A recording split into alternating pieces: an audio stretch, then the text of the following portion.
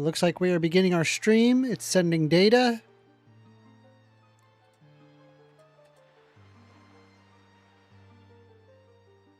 Let me just check the live. Should post in a moment. Come on, YouTube, post it. Post it. It's been so long since we've streamed. We're back, though. Come on now.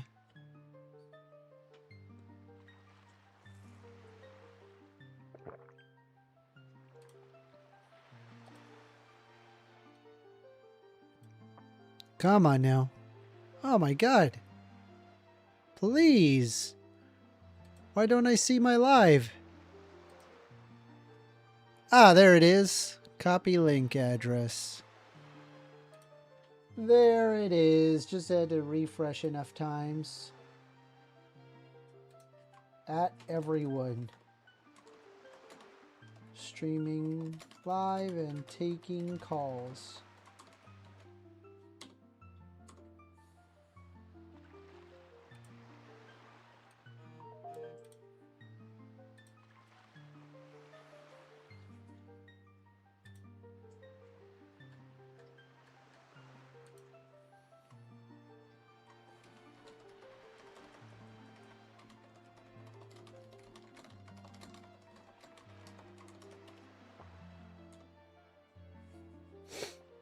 Okay.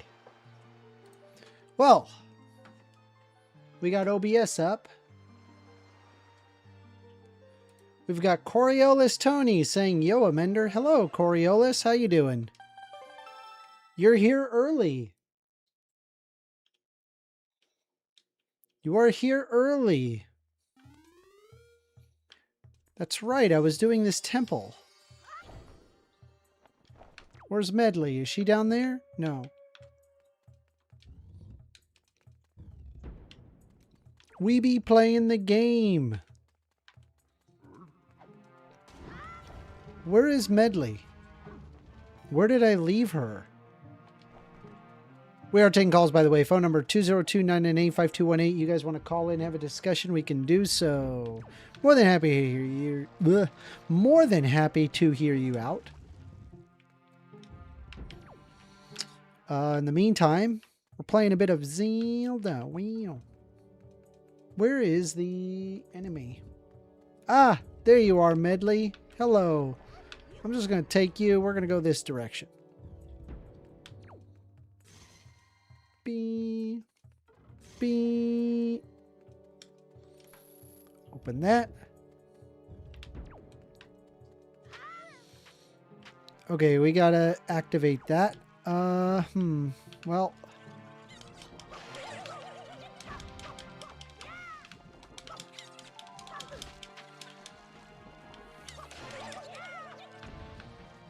We have this purple one that is unkillable without some sunlight. So I think what I gotta do is control Medley for just a moment, or just set her down maybe. I think I just need to set her down. Here, we're just gonna take her. And we're just gonna just gently set her down, and I'm gonna hopefully...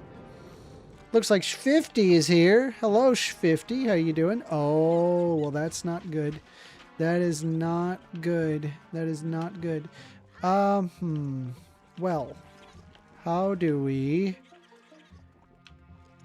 Can I just stand up here and be safe? And then I control her? Let me see. I think I gotta do the command melody. Da, da, da, da. Okay.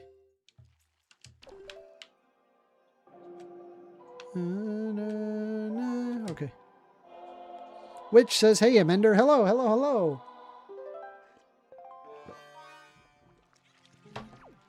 Okay. Fly. Sure. We're flying. Okay, we're letting go. And I cannot push this. Which means I need to carry link. However, cannot carry link like that. Well, Isn't this an interesting puzzle? I just realized what I need to do. There's fire, and then there will be light, and the two purpley dews will turn to stone here. We just need to control medley. Let's see. Hopefully we get some good debates as Sloppy Seconds. Get the magas in here. Let's go. AWOL Thoughts joining in. Hello, AWOL. Wow. All right. No, wait. No, don't hurt her. Crap. It's because I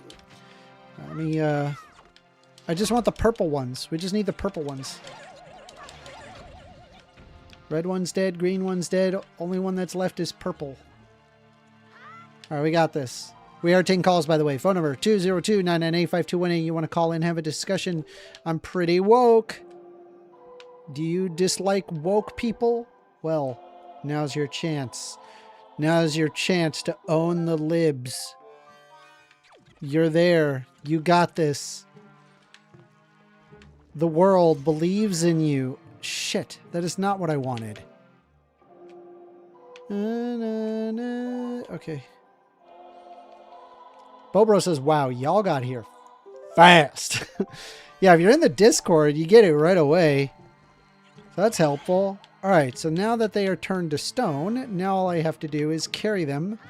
Now that they are both stone, I could just lift one and just drop it right here. Hey, looks like we're getting a phone call. Let me get my notepad up. You're on the line with 1stAmender. Yo, Amender, it's Tony. Hi, Tony. Is this Tony Coriolis? Correctamundo. All right, Tony. What would you like to talk about? Okay, first, just a little playful thing. That first enemy thing, was that like one Pokemon Wobbuffet? Is that what it looked like? Oh, yeah, kinda. Yeah. Okay, I was thinking that, but if I put it in the chat, it wouldn't have came off right. Figured, talk that out, and yeah, it looked just like Wobbuffet. They're called Choo-Choos in Wind Waker, but yeah. Okay. Yeah, and you've been on this game for a while, huh? Yeah, I mean, I've on my streams, I beat Ocarina of Time 100%, and then we 100%ed Majora's Mask, which was very painful. Don't recommend. Don't 100% that game. You will not be happy. And now I think I'm going to 100% this one. Yeah. I did at one point beat Majora's Mask, but I never did complete Ocarina of Time.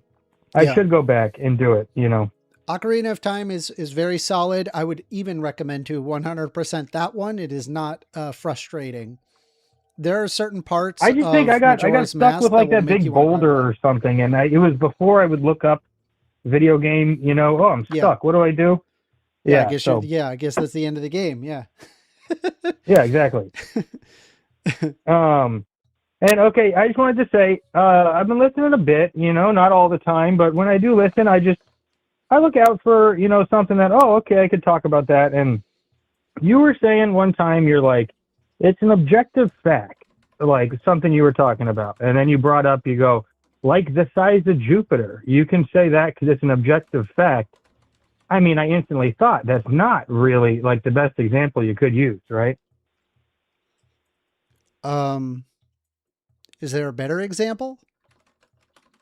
Well, I mean, why would you go to something that you're never going to actually verify the size of it?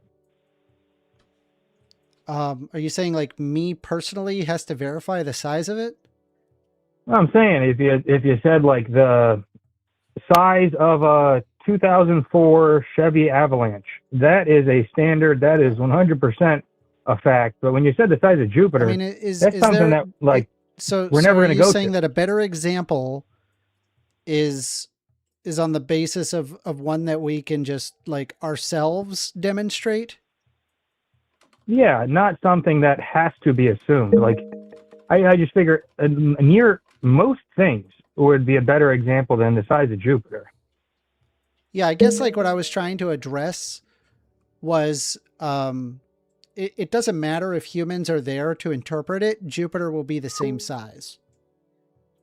Given the fact that sure, but I Jupiter mean, is 4.543 billion years old, and specifically humans, or at least modern humans, are 230,000 years, roughly, give or take. It's fair to say that Jupiter is much, much older than humanity, and so does not require human perception for Jupiter to exist. well, I'm just saying. I mean, you don't know for sure the distance to Jupiter right now, right? Are you see, I'm referring to the size of Jupiter. The distance of Jupiter? No, I've not done the math required to determine the distance of Jupiter.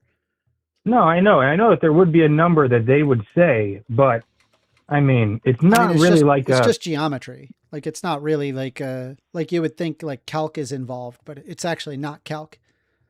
It's not calculus. But like, what if it is closer than what they say? The distance is like, no, it's not like 100%. No, I'm just saying it's not 100%. It's just simple geometry and trigonometry to figure out the size of Jupiter as well as the distance.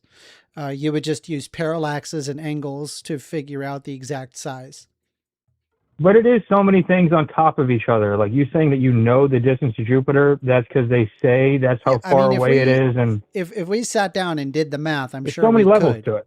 No, there's not. There's trig and geometry, and then measuring exact angles on different days. But you're not seeing my side of it at all, as though, I mean, what if it's closer than what they say? What if it's farther than what they say? I mean,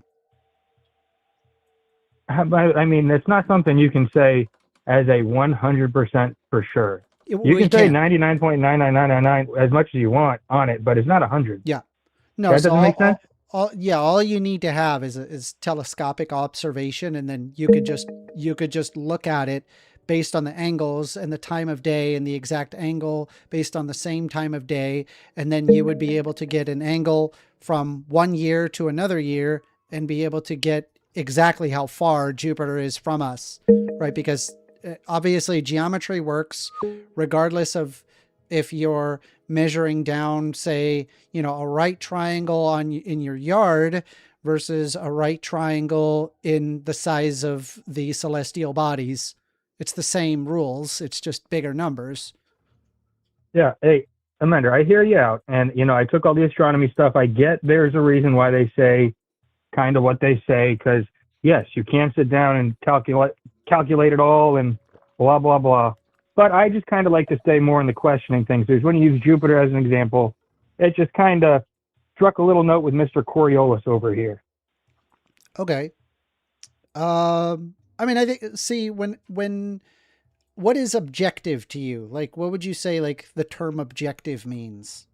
Because objective to me means a very specific thing. Like I brought up the size of the Chevy Avalanche 2004. Yeah. I mean, you can know the size of that because Chevrolet made it at a certain size, and it's just what it is. The contents of a gallon of milk, like how much is a gallon, everything like that is one, like, that's so for sure. And then the size of Jupiter is definitely not as for sure.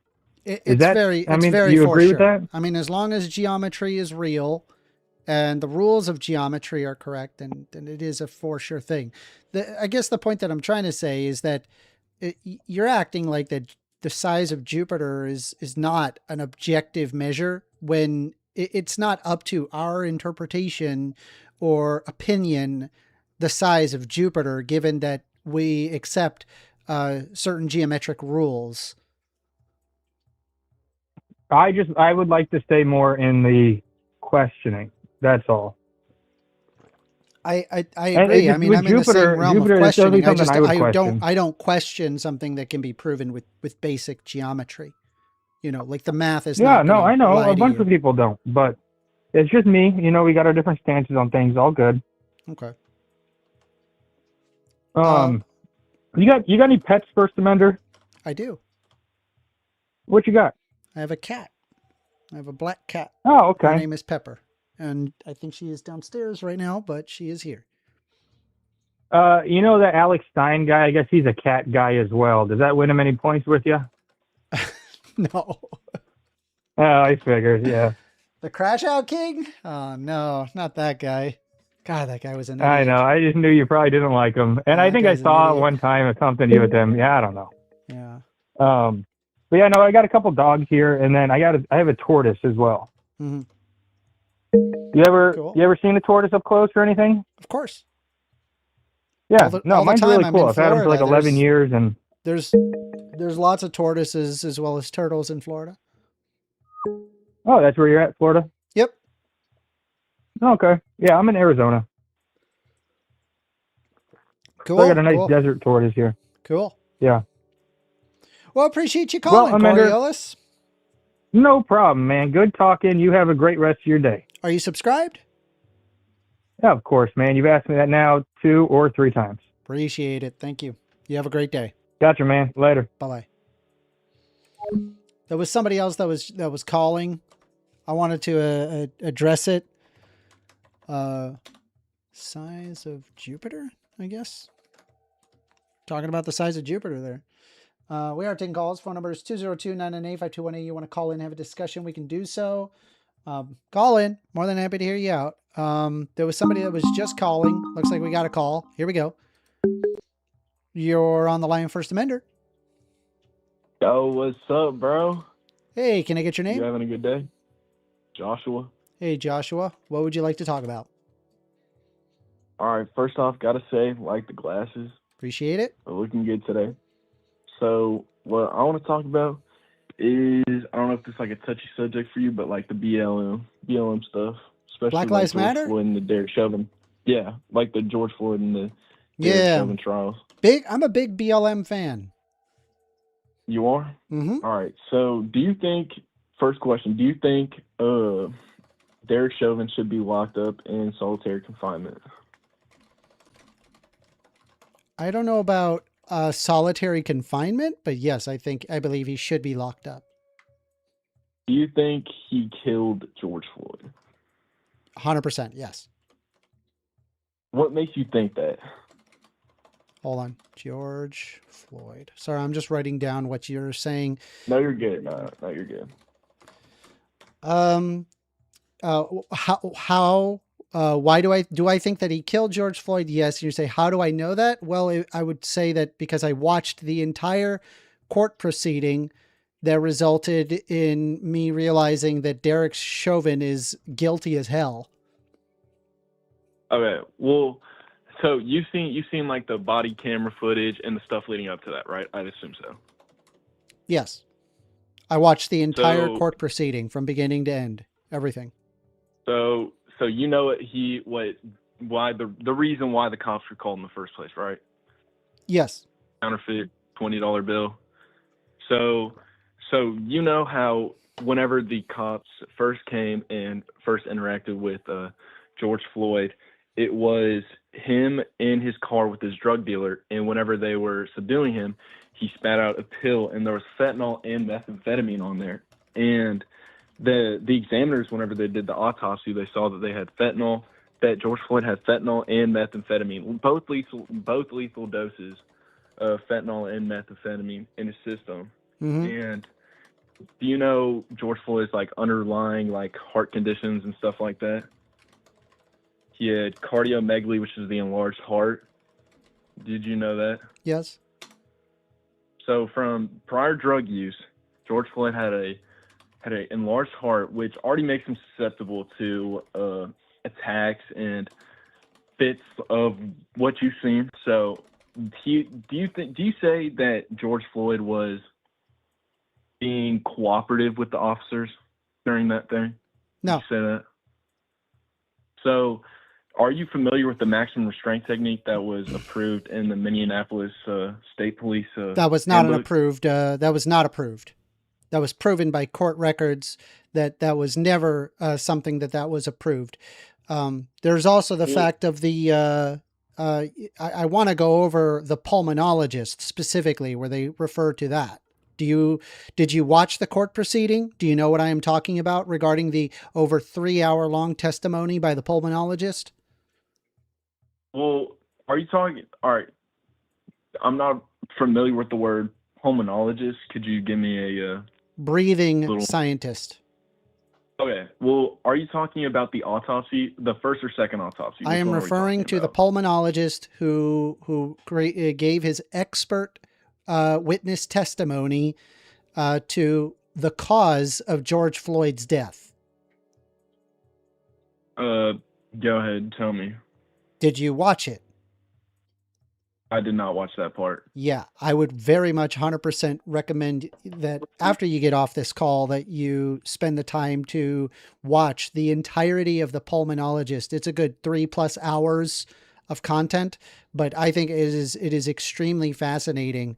So what was found and thrown in painful detail, I can't go over every single piece of evidence that was presented by the pulmonologist because you're talking about 3 hours of testimony.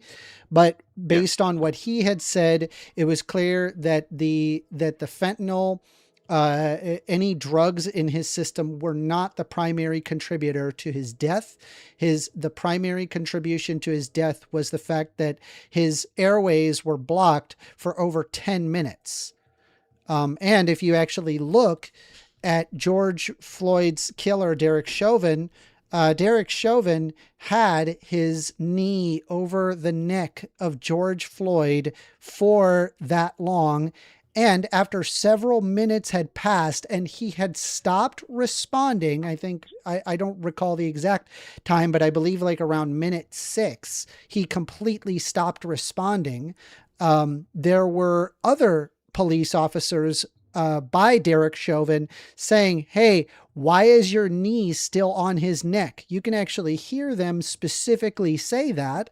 Yeah. And Derek Chauvin continues having his knee on the neck of George Floyd. And the pulmonologist had spent several hours dictating this. One of the main reasons why he did keep the knee on his neck was he was saying over and over that he could not breathe.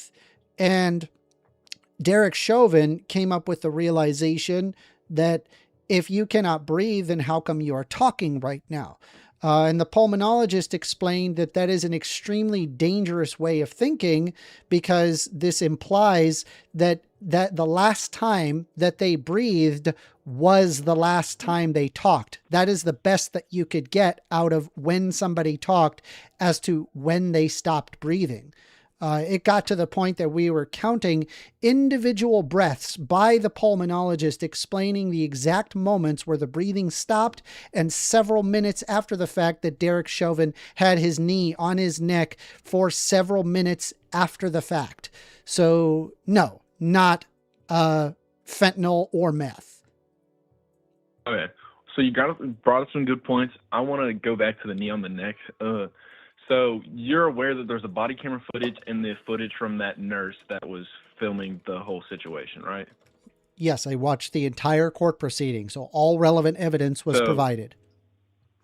Okay, so in the body camera footage, they had actually said that it looked like it was on his between his shoulder blades, which was wait. First of all, you said that it wasn't a approved technique.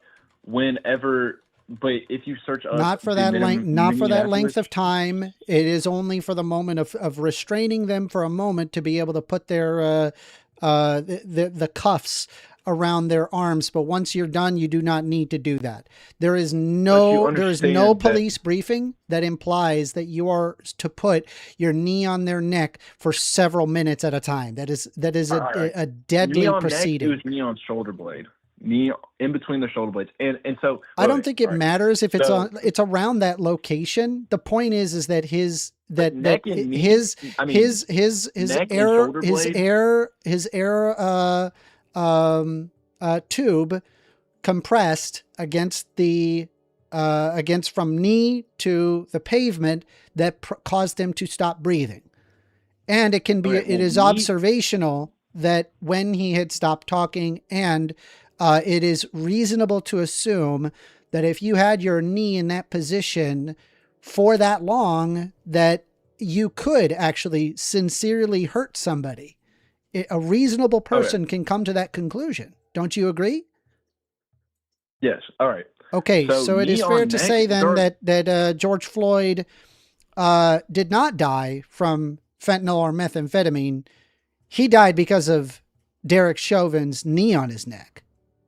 Okay, all right. Well, all right. Let's get this clear. So knee on neck, that's a no-no. Knee in between shoulder blades, that was the approved technique, which was very visible on the body camera footage.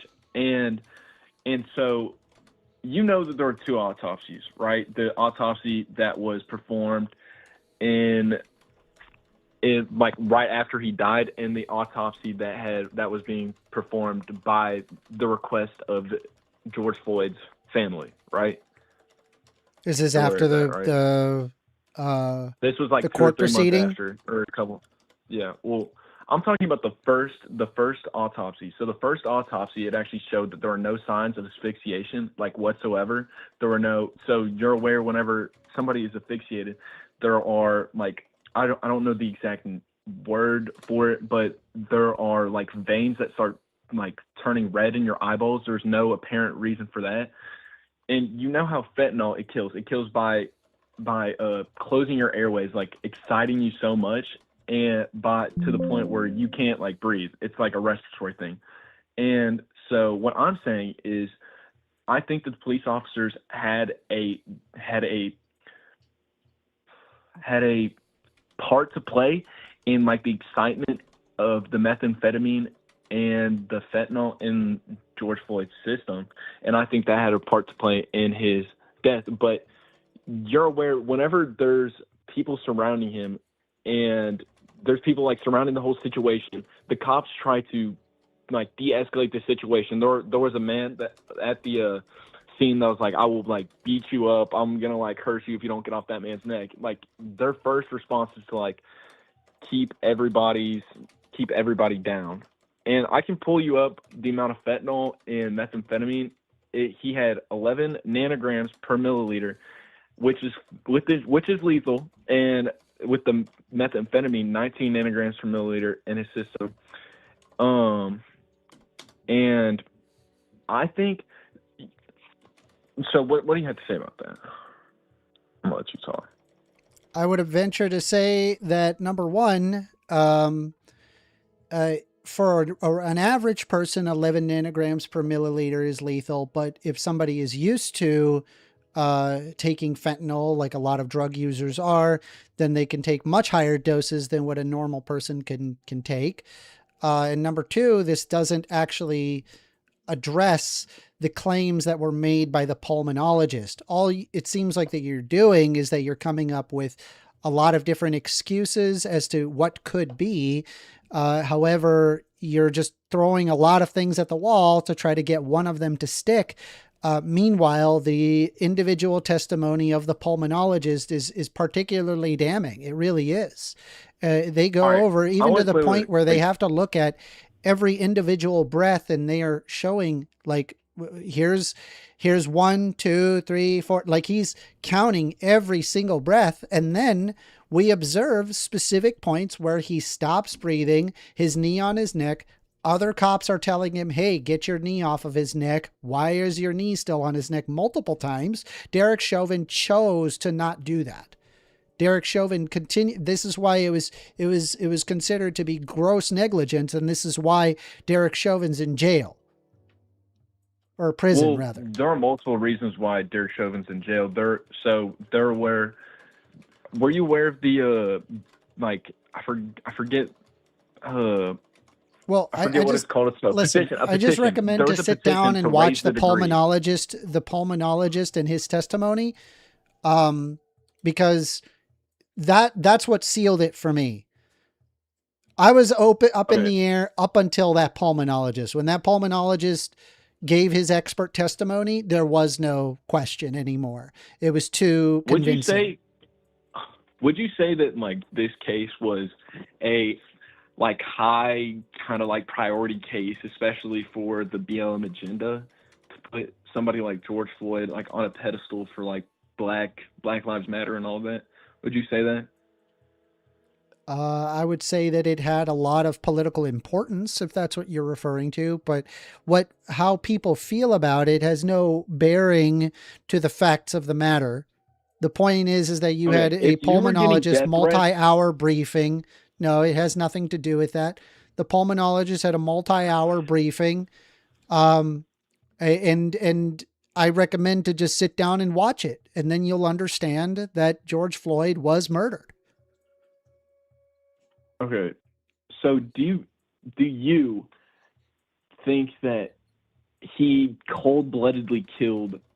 All right, I don't think I'll be able to change your mind on that. But do you think that Derek Chauvin, like cold-blooded, out of like absolute hatred in his heart, he wanted to kill George Floyd? Yes. You do? Yep. What makes you think that? Because he has exhibited past efforts of police brutality. Are you talking about the situation with the kid where, like, with all the complaints? Are you talking about the complaints? Yeah, he had 18 official complaints on his record.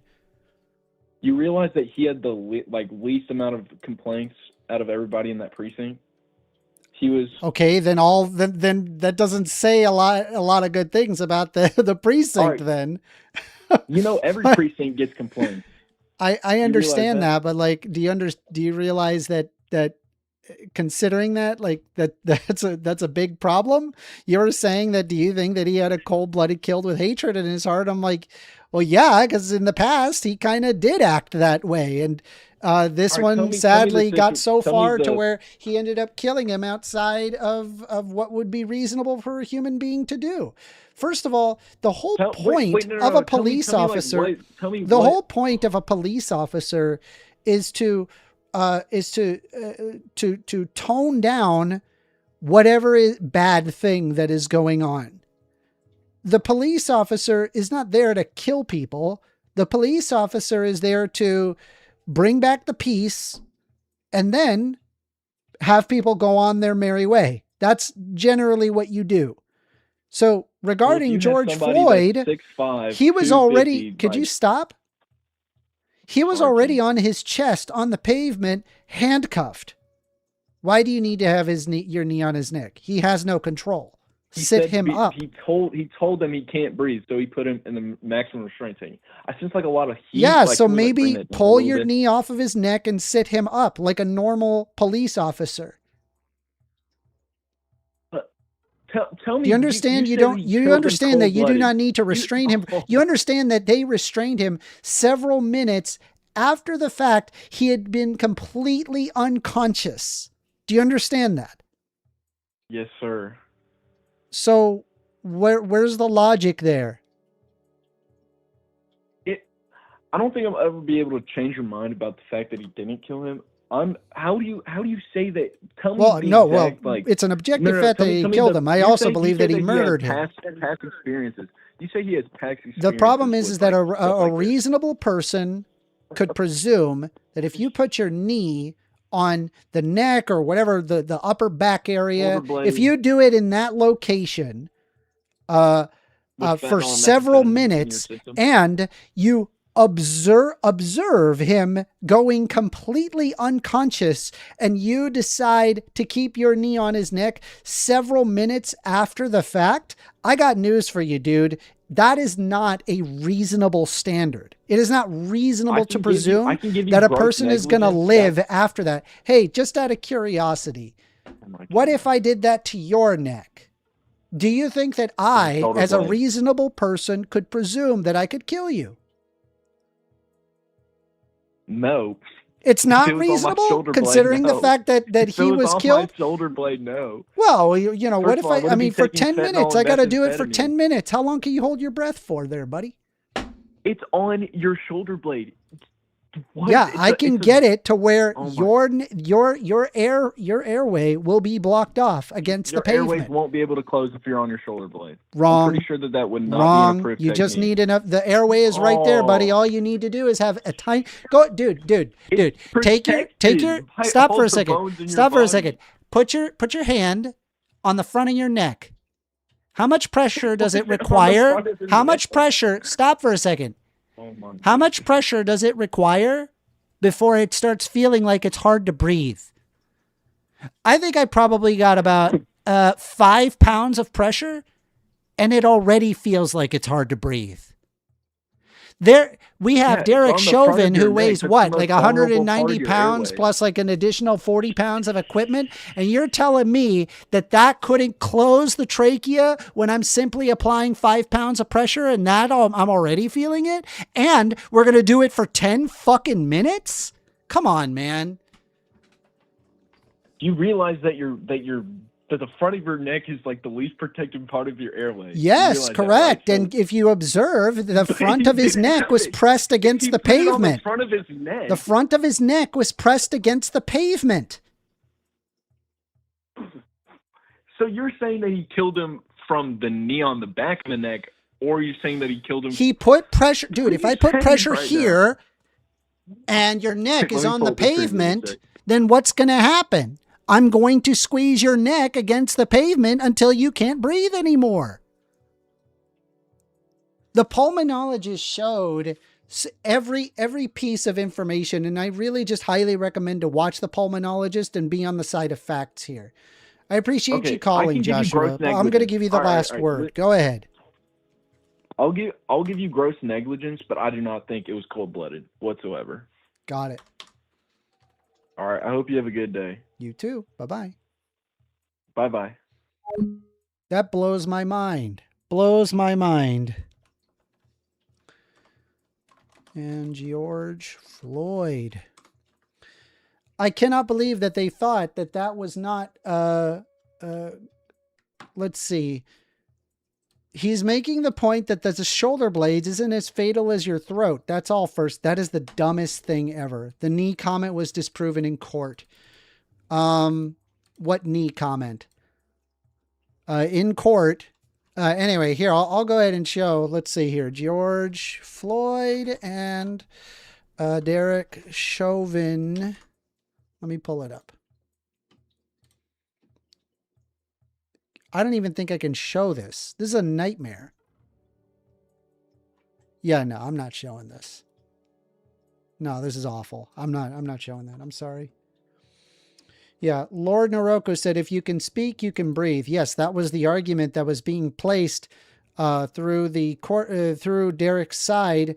But the problem is that it's an incredibly dangerous way of thinking, because you can only have confirmed that they had last breathed upon the time that they spoke. If they spoke their last breath and could immediately stop breathing after that last bit of speech. The fact is this, that he had stopped moving. He had stopped responding several minutes prior to his knee being removed from his neck. That is completely unacceptable.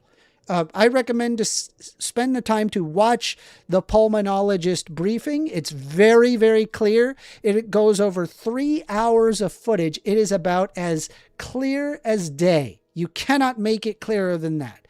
But we are taking calls. Phone number is 202-998-5218. If you want to call in and have a discussion, we can do so. Otherwise, we're going to play some Zelda. I love Zelda, guys. Guys, I love Zelda. I love Zelda so much. All right, here we go. Let's see. Did you see people were upset about a George Floyd joke in a comedy roast? What are your thoughts? Yeah, it's actually a disgusting scenario. It never should have happened, but you know, it happened. And this gives me a very good example why we ought have things like the, oh shoot, bruh. I didn't realize that they would undo. Come here, Bean. Okay. Come on. Get up there. All right. False. Speaking requires exhaling. Breathing requires inhaling. Correct. Forever Rain. Correct. Thank you. I'm glad that you are realizing it. I don't know why I'm doing this. I shouldn't have to do this. Anyway. I love Zelda, but I hate Wind Waker. Why do you hate Wind Waker? This is a great Zelda game. Why do you hate Wind Waker? We need to talk why you hate Wind Waker. We need to talk. Come on, Rainbow, explain. Call in and tell me why you hate Wind Waker. And I will tell you why you're objectively wrong. Okay, hold on. I think we need to, well, it appears I do not want to get caught by that thing, so we're just gonna, let's see. I can't stand the lore of the Rito and the Koroks. Why? What's wrong? Calcrapper says, I hated Majora's Mask. That's for sure, from what I remember. I mean, you watched me play Majora's Mask. Did you hate it when you watched me play it? You should play Phantom Hourglass. Isn't Phantom Hourglass, that's a DS game? How am I going to sit there and do that? All right, hold on a sec. Let me see. See, if I get sucked up by this thing. No. No, no. Please, please, please, please. Oh, thank you, thank you. Thank you, thank you, thank you. Oh, I was worried.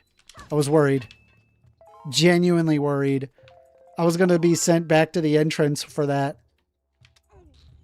Well, I mean, I had played it. Not so much watching you play it. Oh, okay, all right. You've played it, and you didn't like it. You played it back on release centuries ago. It is not centuries. Don't make me feel old. All right, so this is too heavy to push, and the reason why is because there's a thing on that thing. So we're gonna do this, and we're gonna do the whole come on. Forever Rain says, what? You cannot emulate? Have you ever emulated a DS game? It has a big problem. Specifically, the touchscreen problem. I don't know if you've ever noticed that, but big problem with the touchscreen thing.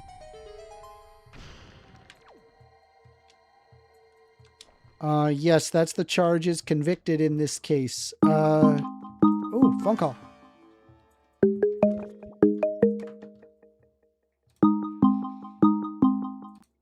You're on the line with 1stAmender. Hey, what's up, man? Hey, can I get your name? Yeah, my name's Max. All right, Max, what would you like to talk about? What's something woke that you believe? I actually have a hot takes list that I have if you want to go over it. Okay. It's in the description. It'll say you can view my hot takes list.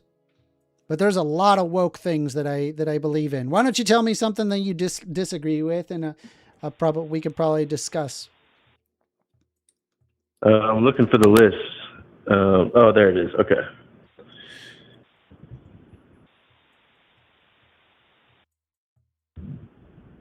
All right. Trans women are women, and trans men are men?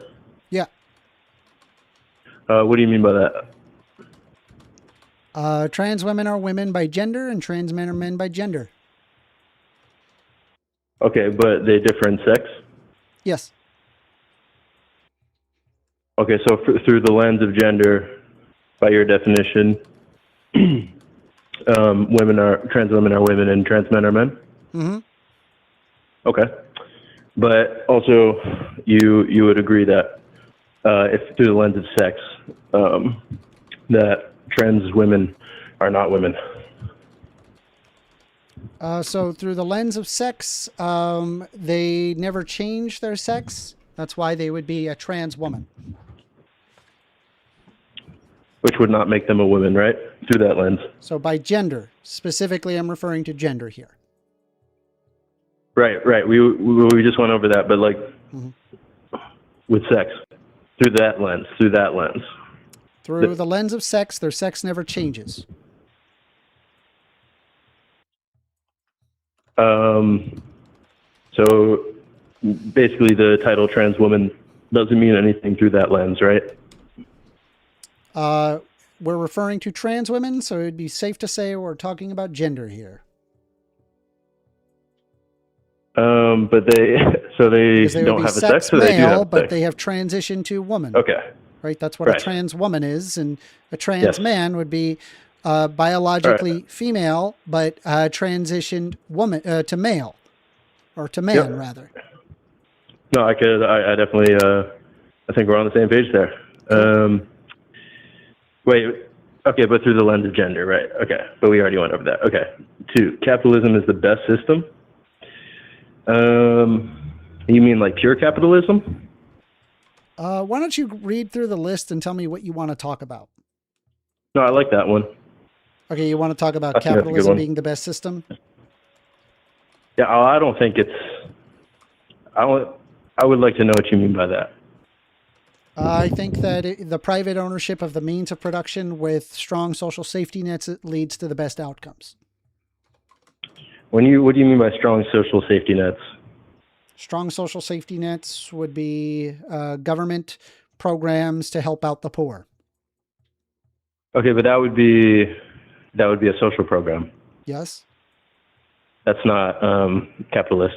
Is a social program the workers' ownership of the means of production, or does it prevent people from the private ownership of the means of production? You said it would be provided by the state, so that would be yeah. socialist. Does things being provided by the state mean that there is no private ownership of the means of production? Just for the social programs. What is capitalism? That's a good question. I would say it's a system where you're basically kind of like a free-for-all. You're just kind of just dealing with money. And so you're saying capitalism is a free-for-all? Yeah, more or less. Pure capitalism is a free-for-all, yeah. All right. How about this definition? I'll help you out here, because that's not correct. I would imagine if I just threw some stuff in the air and just let a bunch of kids grab whatever they could, I probably wouldn't call that capitalism. I would to a degree, yeah. I definitely would to a degree. Capitalism is the private ownership of the means of production. Do you understand what that means? To a degree, I mean, not in every instance of capitalism. I mean, we can... Capitalism is specifically that. It is the private ownership of the means of production. Yeah. Okay. Okay. I like that definition. What is socialism? That would be state-owned, I believe, means of production. No. All right, enlighten me. Socialism is the workers' ownership of the means of production.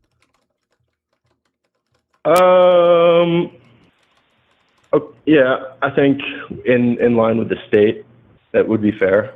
So, wrong again, because socialism in its original Marxist intent was designed in order to lead us to communism, and communism is the stateless, moneyless, classless society. Really? Yes. Now, how would that work? I didn't ask if it worked or not. I was asking that. I'm saying communism is intended to be the stateless, moneyless, classless society. So right, and you don't like that one. The aspect of socialism being the workers' ownership of the means of production, obviously their goal is to not make a big, giant state if they plan on transitioning to communism, considering communism specifically says to have a stateless, moneyless, classless society. So I'm going to ask you, understanding the academic understanding of what socialism, capitalism, and communism is, what is it about government program does that imply the workers' ownership of the means of production?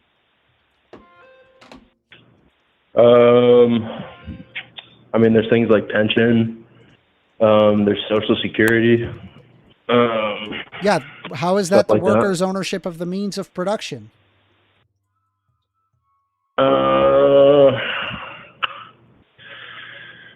So who has capitalism right now? The private ruling class. Who has ownership is what you're asking. The private ruling class. And that's your preference.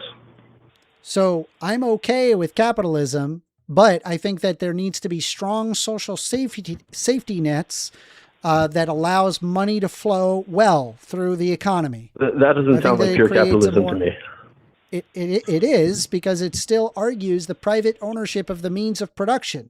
It just wants the private ownership of the means of production with social safety nets to prevent people from becoming too poor and too much money showing up at the top. But what if there's government ownership, which would be a social program? Unless it was privately run social program. in a government-run social program?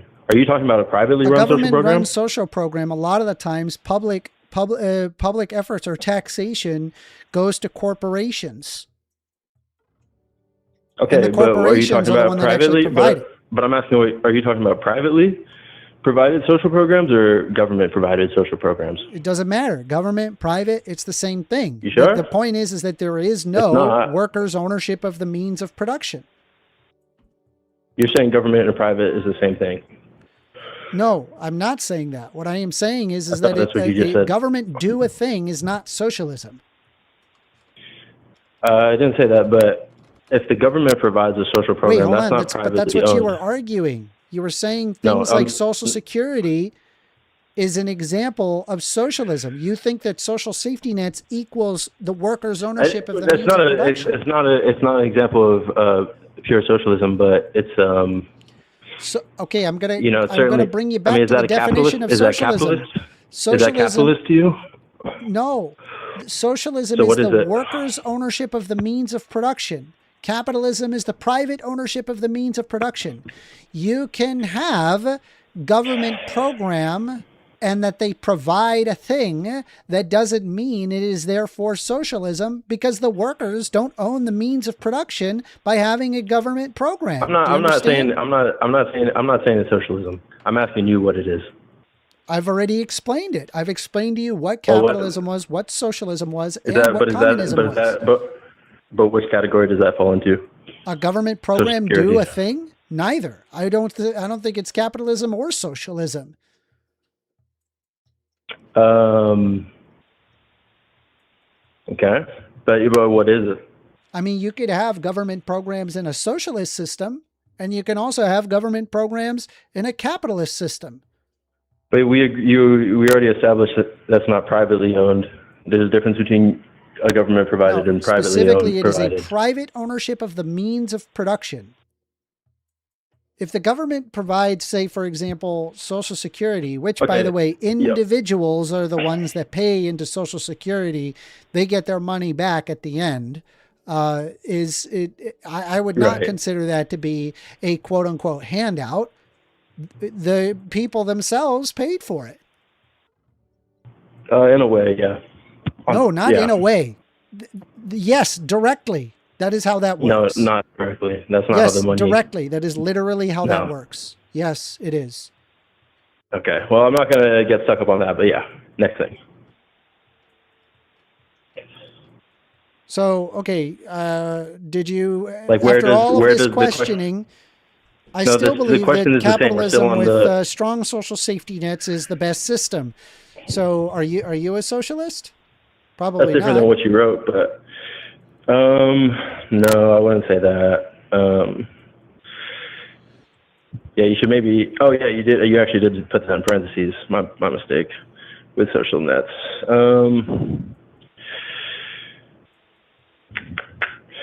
So I mean, does democracy work with capitalism? Yes. Does Social Security work with capitalism? Yes. It's working right now. Does taxation work with capitalism? Yes. It's doing so right now. Where? Here in the U.S.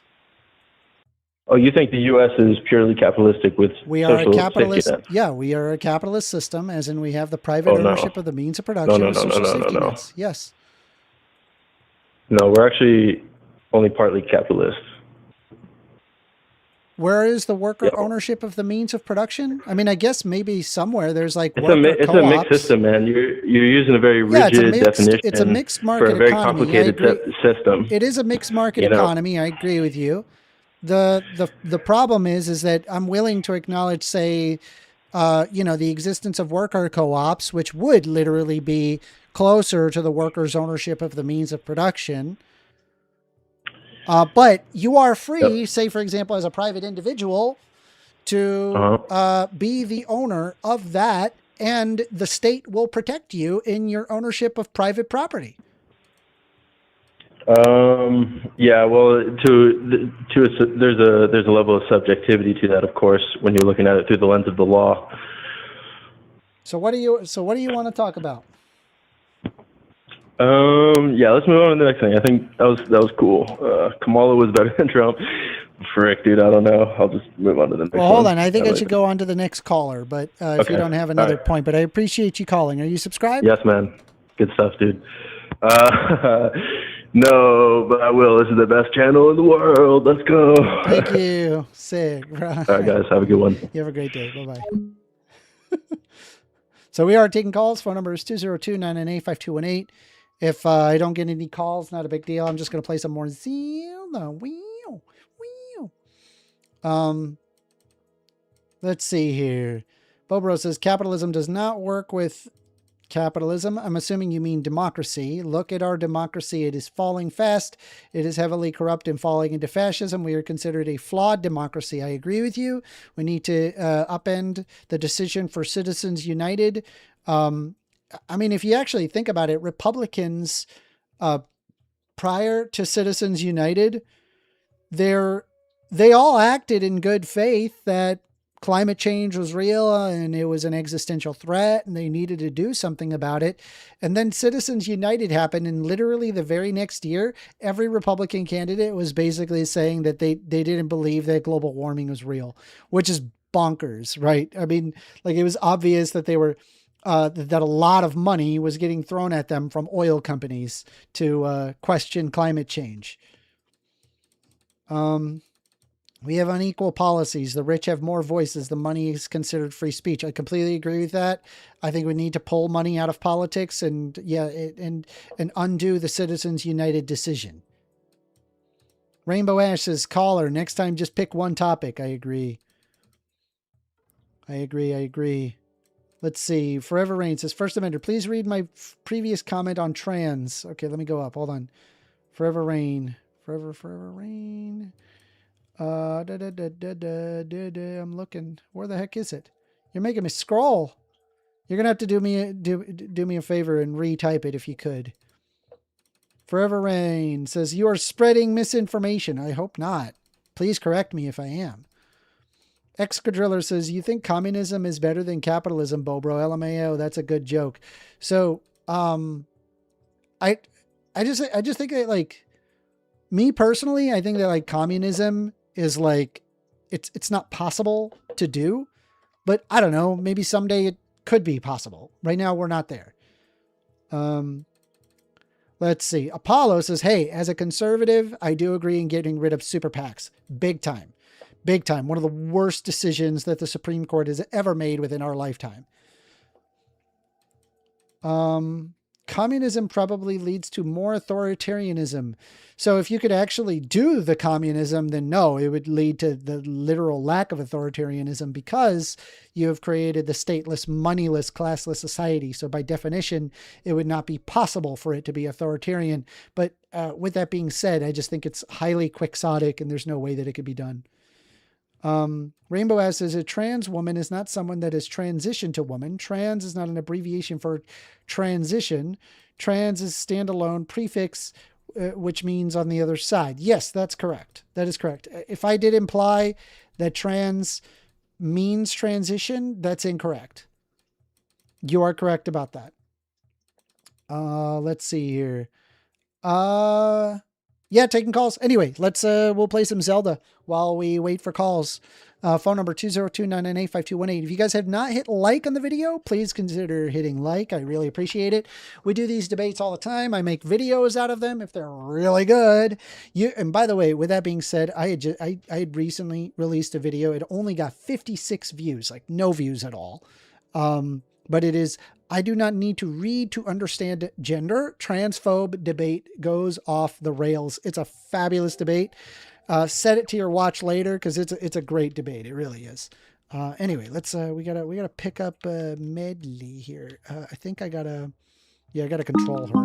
Ah, look at this. All right, here we go.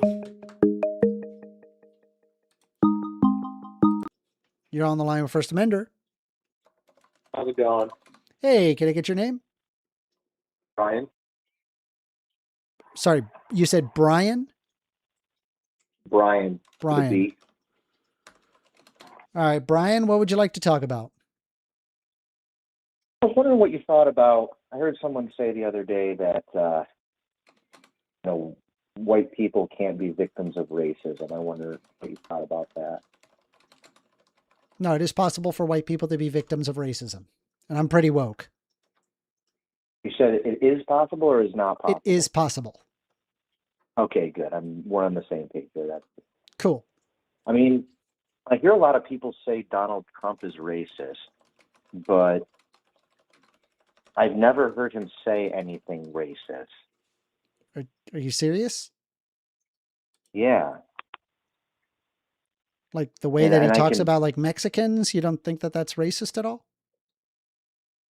No, I don't. I mean, can you name something that he said that's actually racist? Sure. I'll pull some up. Give me a moment.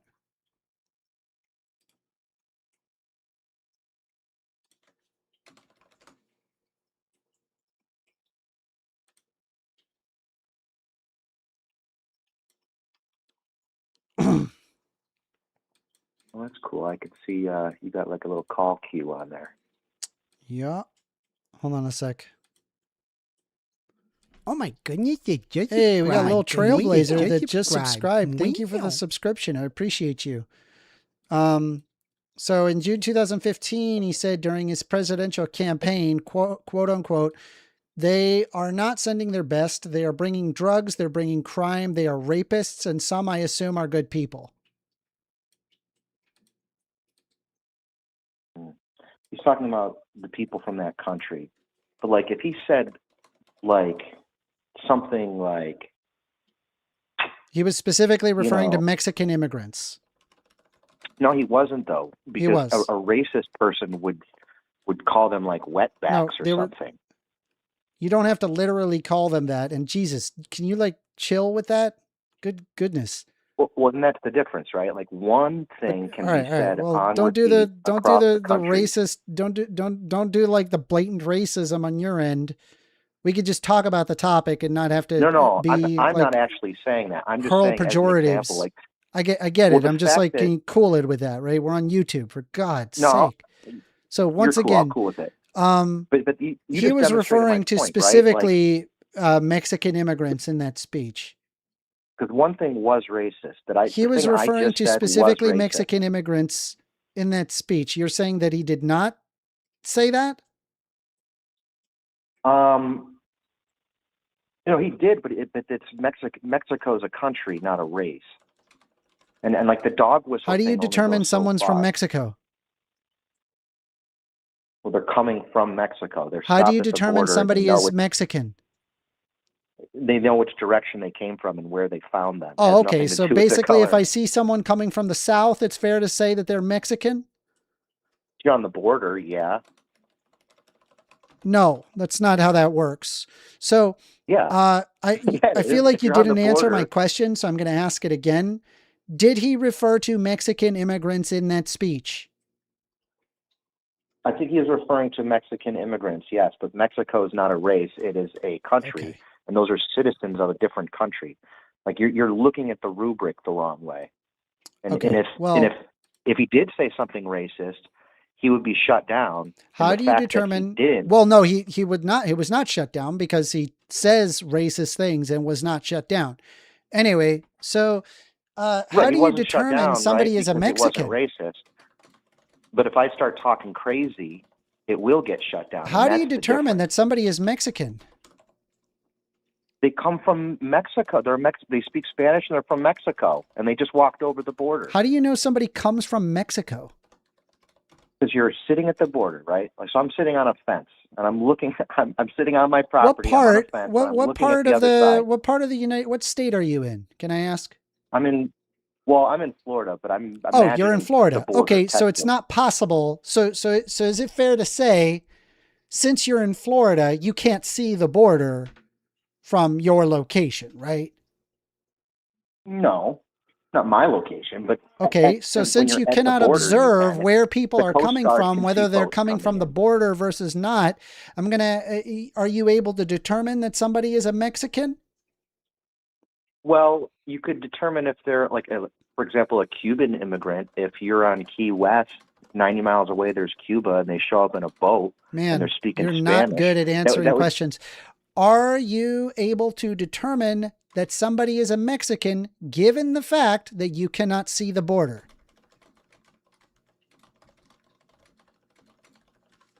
What are you talking about? Are you able to determine someone is a Mexican given the fact you cannot see the border? The reason why I am asking you this question is because I asked you, how do you determine someone is a Mexican? You say that they come from south of the border. However, because you Right. physically cannot see the location of the border, it is fair to say that logically speaking, in order to remain consistent here, you would have to say, no, I could not tell that somebody is a Mexican given you cannot see the border.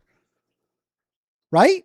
Well, if I was standing on the border and I was the Coast Guard and I saw a Okay. boat coming, then I would be able to see that. Let me help you out. How do you determine think somebody you're is a understanding. Mexican?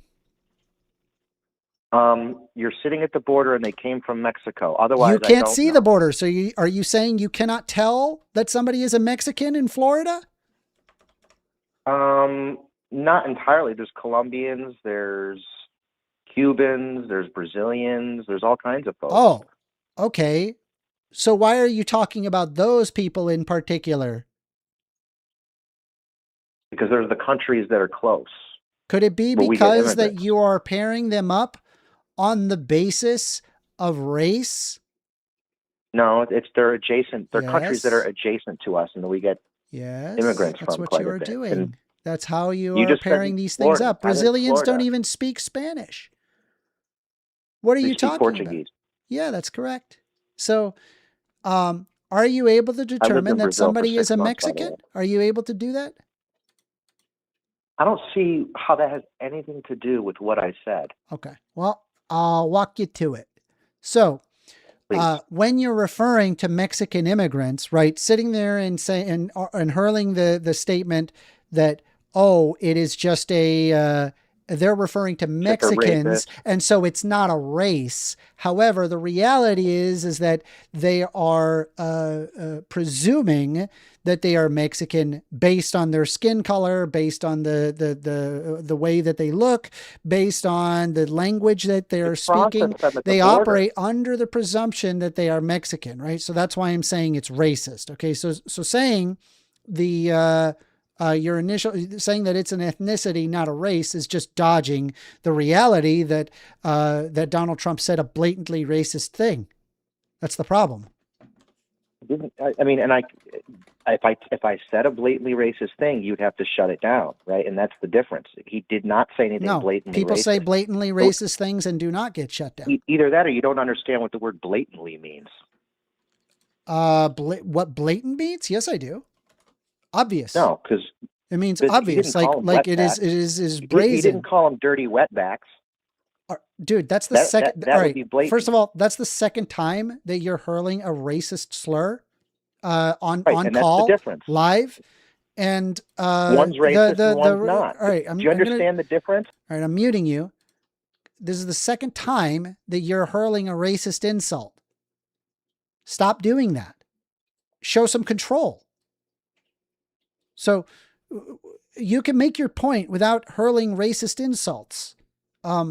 And by the way, there are plenty of people that get away with saying racist things and do not, quote unquote, get canceled. For goodness sake, we're talking about a guy that said that he grabbed women by the P word, and still won the election. So no, that is not a good sniff test. You can say something blatantly racist and not get canceled for it. Anyway, go ahead. So one's blatant. So you don't understand what the word blatant means. Yes, I do. I literally told you what No, it you meant. don't. I did. No, It's you as don't. obvious. You don't understand it's- what the word. I Because just I have to, said I just something have to blatantly deal with somebody that is incredulous towards obvious No, facts. you don't understand the He's difference. saying an I said obviously something very blatantly racist thing, Trump did saying they not. are not sending their best. They're bringing drugs. They're bringing crime. They're rapists. And some I assume are good people. Right. Calling an entire ethnicity, an ethnic group of people, or what country they It's a come from. country. And you're doing so on the basis. That's not an They're ethnicity. referring to Mexico is Mexican not an immigrants. That's ethnicity. what they were doing. That's not, and you Mexico's even, not and by an the way, ethnicity. FYI, just so you know, you already agreed to that. You already said he referred to Mexican immigrants in that speech. I asked you if you said that or if he meant that. Right. You But said don't yes. understand what So I don't Mexican even know what means. you're arguing at this point. You don't understand what Mexican means. It's a country, not a race. I There's understand many that, and that ethnicities is in you're just Mexico. dodging the reality that people are not able to You're the determine racist. whether or not that somebody is that's all you're doing is projecting there by calling me a racist. I'm pointing out the No, obvious it's racism, quite the and I opposite. didn't like the fact that you are blatantly being racist on this call by hurling racist pejoratives live on One's stream racist for and everybody one's to not. listen to, Brian. So the fact that you It's can read absolutely Donald Trump's disgusting. statement And and you can't again, read like mine means I've one's already racist addressed and it. one's I've not. already addressed it. The reality is that when Trump said they're not sending their best, they're bringing drugs, they're bringing crime, they're rapists, and some I assume are good people.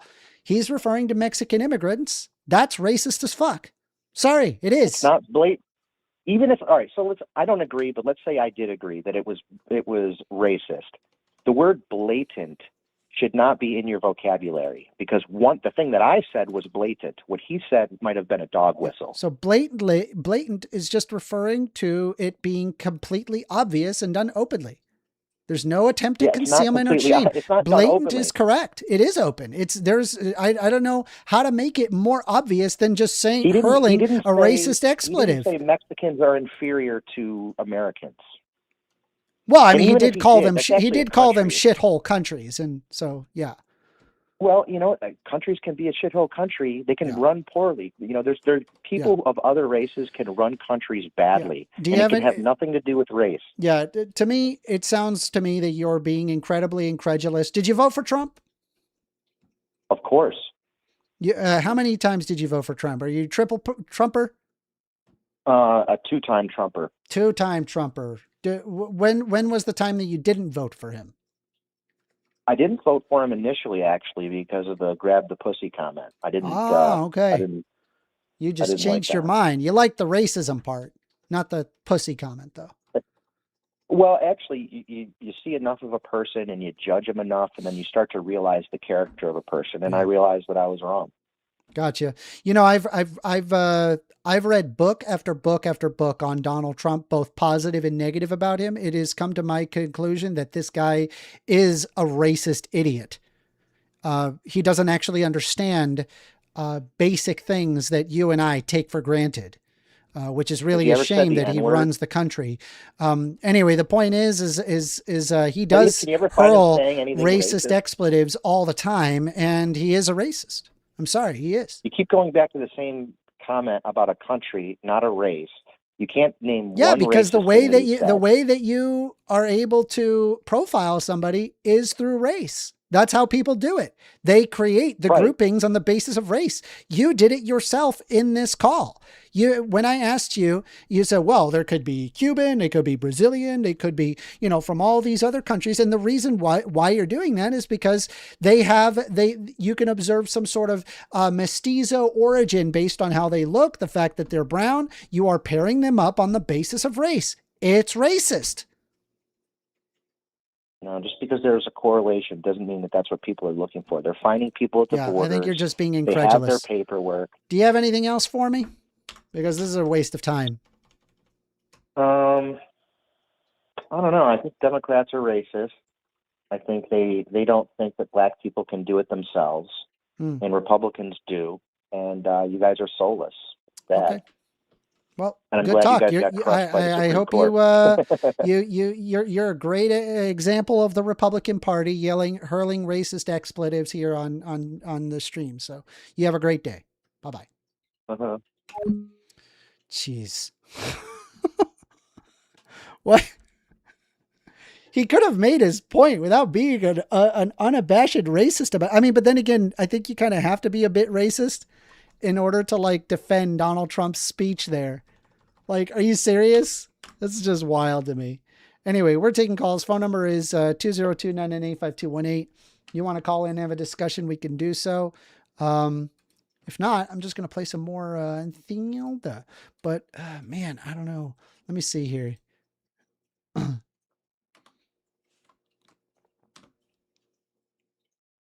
That was just wild. That was wild. If you guys like that, rather, if you liked me pushing back against the blatant racism, please consider liking, hitting the subscribe button. I appreciate you guys very much. What was I doing here? What was I doing? What was I doing? What was I doing? Oh, that's right. I needed to destroy that shield. Michael says that Democrats are the most racist by far. Bro, do I have a picture for you?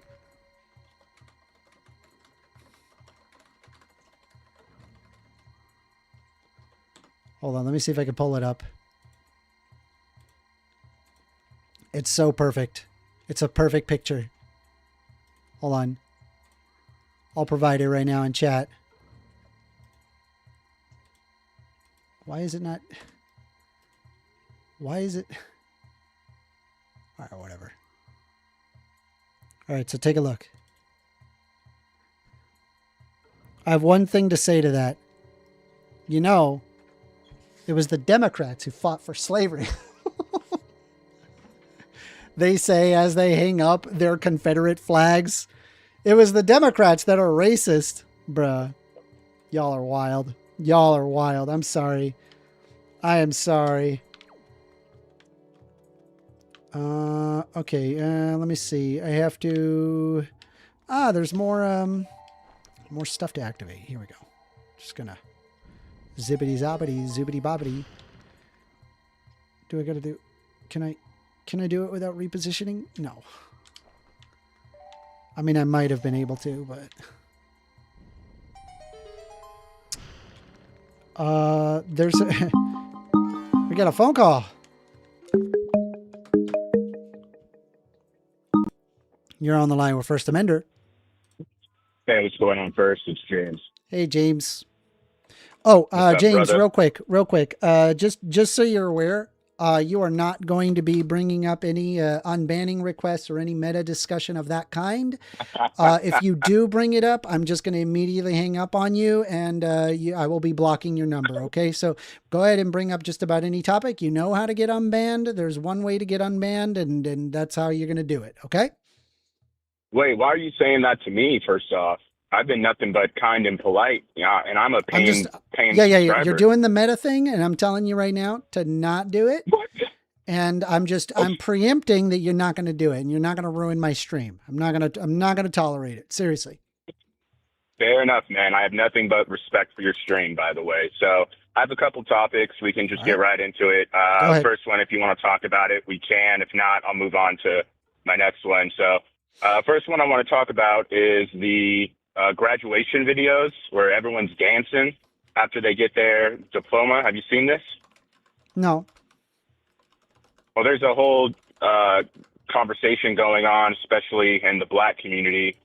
And there's been a couple videos out at high school and college graduations where the person that graduates gets their diploma and breaks out into a very obnoxious dance and essentially takes all the attention off of, the group that's graduating and disrupts the audience and puts it all on them.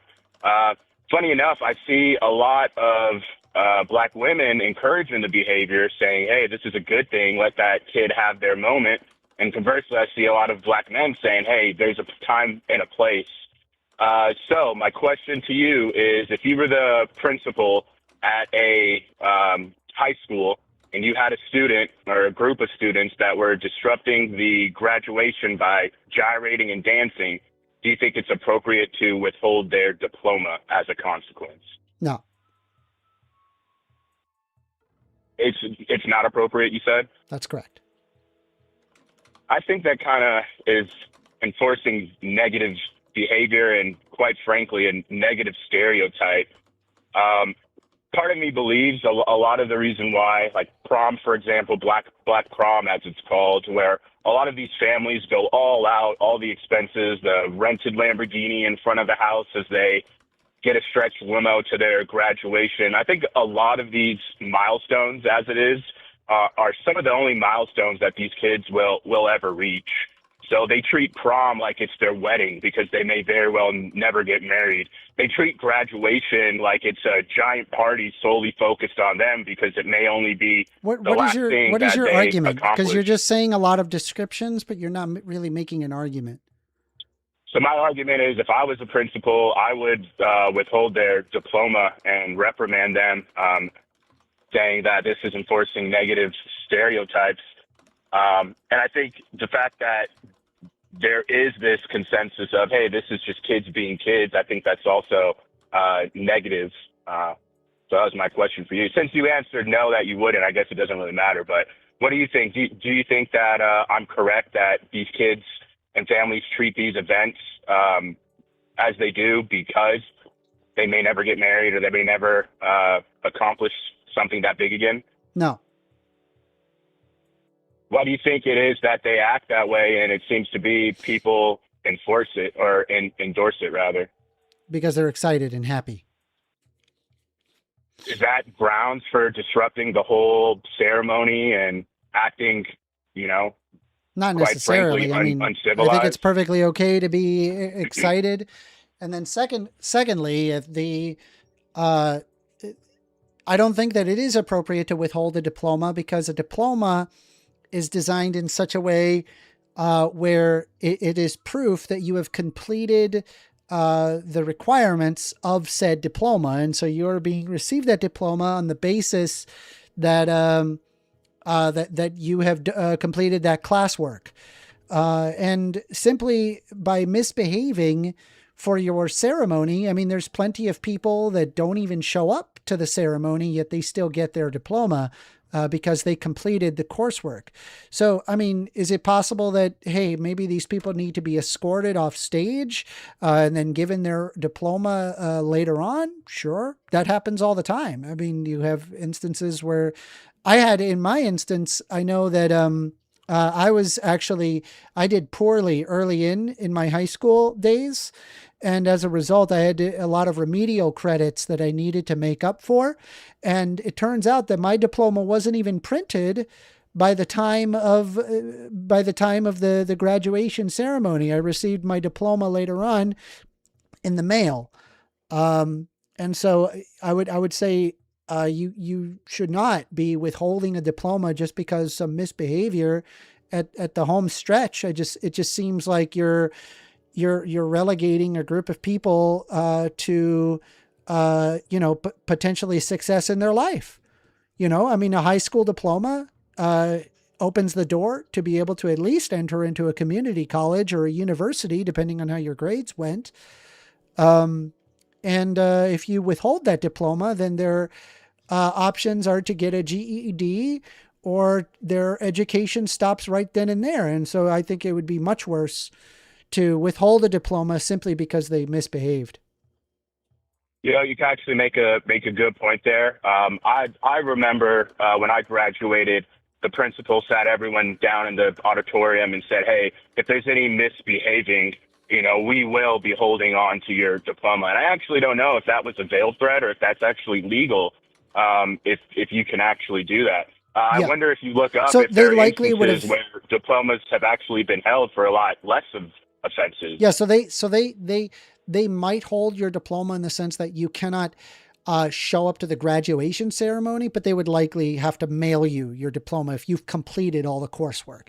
You've done the work required for the diploma, so you will receive a diploma one way or another. Well, I think there should be some form of punishment for, There was punishment right there. You don't get to go to the graduation ceremony. Well, there needs to be a punishment for the kids who give their word that we're not going to misbehave. And at the very end, after they get off the stage, they do in fact misbehave. I mean, there's even videos that you could see where it allows everyone to start misbehaving and there's just utter chaos. What is your fascination with retribution? I don't understand why right-wingers do this all the time. I don't understand why it is always the answer to virtually every problem in their brain is retribution. Well, I'm black, so as part of the black community, these are things that I, know about, and I care that Black people are represented well. It's the only way that these stereotypes die. And if we have constant messages that enforce this reckless, disrespectful behavior, it's never going to get better. And then these kids wonder when they go to an employer asking for a job, that employer's curious, oh, were you one of the kids that was acting like a fool at the graduation because you thought it was all about you? Thinking.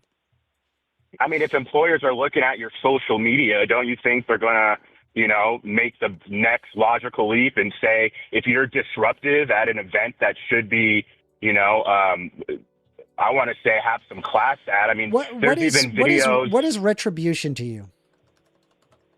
I'm not sure how you use it. Maybe you can inform me what you mean by it. It's when you enact revenge or as a punishment for wrong. Oh, okay. Yeah. I mean, I think we've totally become soft on punishment, and, I think kids nowadays just have no accountability or very little accountability. So if you bring the hammer down and say, hey, we're not playing around, these are the consequences, you're going to have a better society. It's just common sense. So I disagree with that. I don't think retribution actually leads to a better society. I think it actually leads to a far worse society. Good example of this is that back in medieval times, we used to chop hands off for people who stole, and people that were adulterers, they would be hung on a tree in front of the village and with a sign posted that saying that this is what happens to adulterers. Now, in the Middle Ages, were there still thieves? Yes. Were there still adulterers? Yes. And so but the problem is that the result is that there was an X amount of people that just walked around with no hands, completely incapable of taking care of themselves. Somebody had to take care of them for them. And we had literal Witcher 3 scenario in the front of every village. So I would rather not live in nightmare Witcher 3 world where there's bodies rotting on a tree like dead apples. I would rather I create conditions that reduces overall theft and adultery. Yeah, no, I mean, I understand your analogy there, but in civilized times, I think there's an in-between. So you can... But do you understand that retribution doesn't result?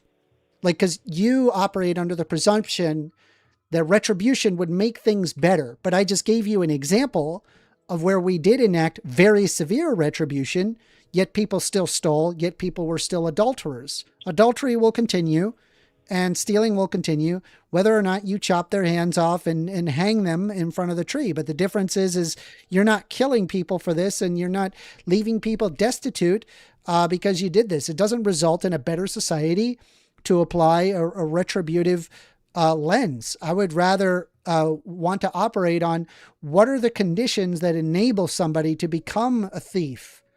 That's rather what I'd be interested in, right? And so I guess I ask you, because the whole concept of retribution, it narrows down into virtually every argument when it comes to right-wingers. Hell, you're thinking about wanting retribution in the case of somebody misbehaving during graduation. And this is a time when kids are, number one, they're kids, so they're going to do dumb stuff. And number two, they're happy. You're legitimately upset that they are not taking it seriously. And it's it just seems to me that it's you're just kind of being a miserable person. Well, I mean, I could understand if we want to set the level of standard that low, if we want to act as if there's nothing at all that we can do to establish order. I think just even the veiled threat, it worked for me. I'm saying, why does it require retribution? Why does it require retribution in your mind? Because it establishes that there's consequences when you don't do the right thing, that there's consequences when you break the law, that not but we've already established that retribution doesn't result in better outcomes. In fact, it's quite often retribution results in... Do you remember the example that I brought up regarding You brought the up medieval an example punishment? about cutting someone's hand off, and we still have people that Should steal. we cut? But Yeah, should we numbers, cut off people's hands off because they stole? Is that a good idea to you? I don't think you have to make that extreme of an example to. What should to we make do with your people point. who steal? Well, people that steal, they are often brought to court. There's litigation that happens. There's an amount that's decided what was stolen. You have to prove what you stole, and there's a whole entire process. So if you come into work late and the boss starts, docking everybody's time, or starts saying, hey, the next person that's going to be late, this is going to be the punishment. You are fired. You are literally flagellating yourself just thinking about punishment. What is it about right-wingers and retribution? Well, I see we're not making progress there. Let's Correct. go on We're not making progress. to my next one. All right, so hold on. I wanted to stick to one topic at a time. Is that all you had for this topic? Because then I got to move on. Yeah, man, it's all good. I mean, it relates to this, but whatever you want to do, bro. All right. You have a great day. All right, man. I'll be listening. Peace out, bro. Bye. That was James, everybody, wanting further retribution. Retribution. Retribution.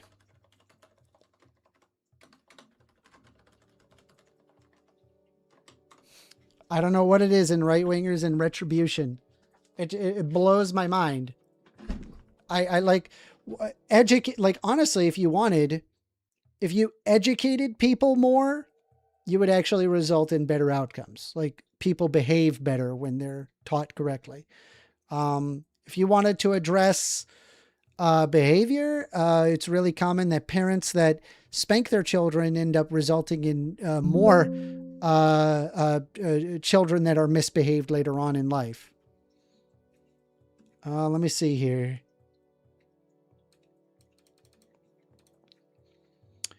Anyway, we are taking calls. Phone number 202-998-5218. You guys want to call in, have a discussion, we can do so. I'm pulling up my Xbox controller and we're going to just play some more of Zelda. Can we finish this dungeon? Bro, we got to finish this dungeon. We've been in this hallway for like 30 minutes, bro. All right, here we go. Let's, okay, there's a block. And I should be able to just kind of throw her up here and I can just move this. Flashy says, Amender, I remember years ago in blue politics, server conservatives would always use the should have kept your legs closed argument for a board. Dude, retribution, man. It's so true. It is so true, dude. The retribution sucks, dude.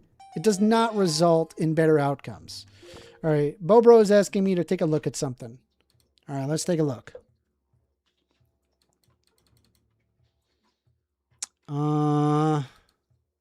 Is this, I don't know if this is going to be enjoyable, Bobro. Yeah, no, this is going to be boring. This is going to be boring. I'm going to keep playing my game. I'm sorry. I'll probably take a look at that after the stream. I'm looking at it. It doesn't look super entertaining. So yeah.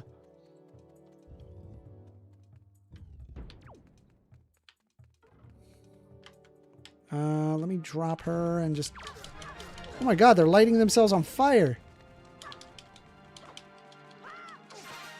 Got him.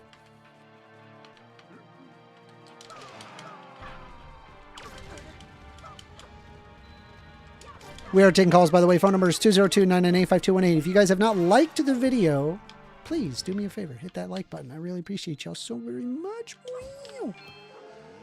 How do I... Okay, we have to... we got to go to Medley and have her deal with this. Okay, here we go.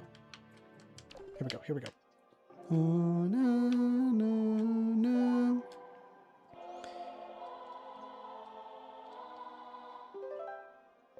Let's see here. How did we establish that retribution doesn't come to better outcomes for the Middle Ages example? Yeah, I just gave a literal example of retribution applied to the highest degree, which results in worse outcomes. So obviously retribution isn't the answer to things. Maybe there are better outcomes that, for example, making it harder, say, for example, to steal, or you could improve socioeconomic conditions, which reduces people's necessity to steal. These are all factors to consider.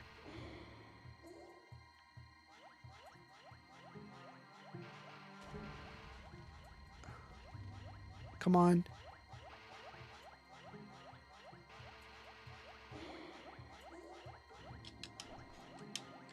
All right, hold on. Hold on. Kill one. All right, one down. Gotta do another one.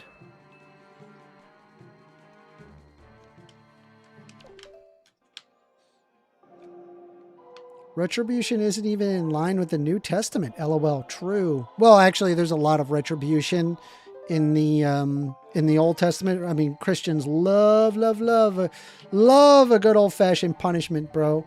Look at the Catholic Church and their desires for what is it? They like to think about what's it called? Have you ever seen like the self-flagellation that exists? Have you heard of do you know what I'm talking about with the self-flagellation of the Catholic Church? It's terrifying. Here, I'll show you an example.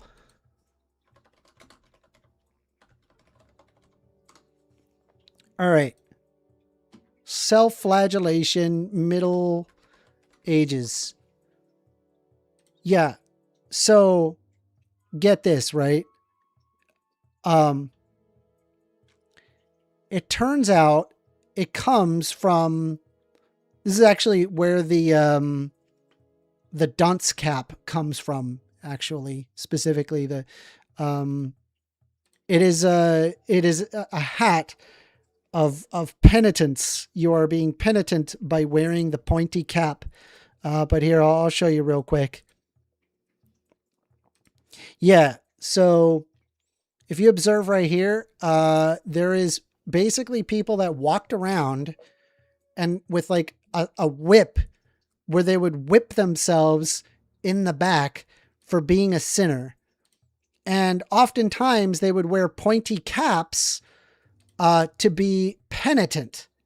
I don't know why that they were penitent on the basis of pointy caps, but they were penitent, if you will.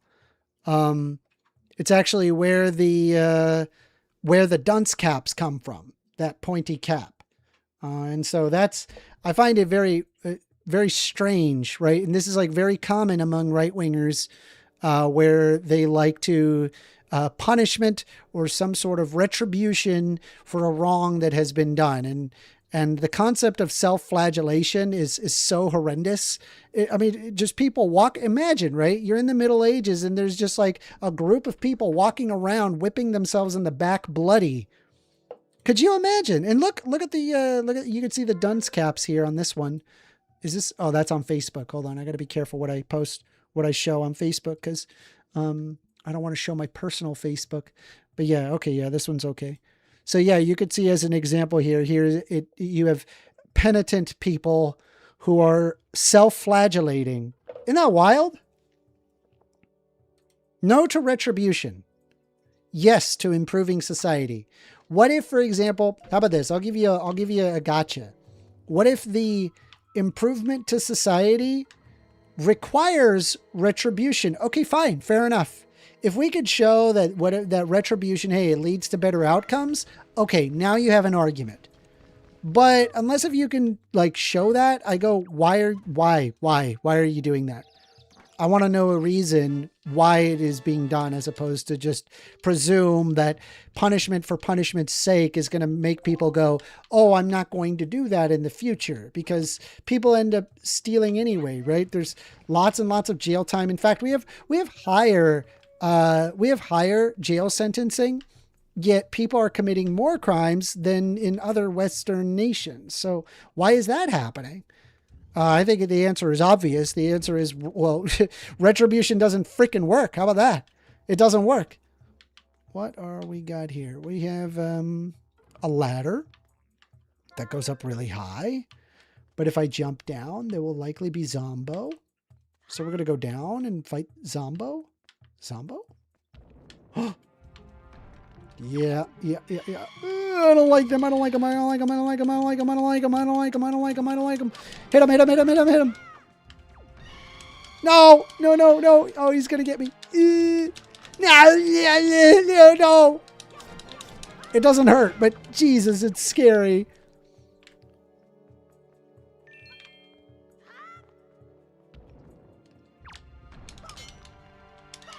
No! Damn it. Gotta stay away. So you do not think that there would be more theft if there was 0 consequences? So I'm not saying to apply 0 consequences. I just don't apply retribution for retribution's sake.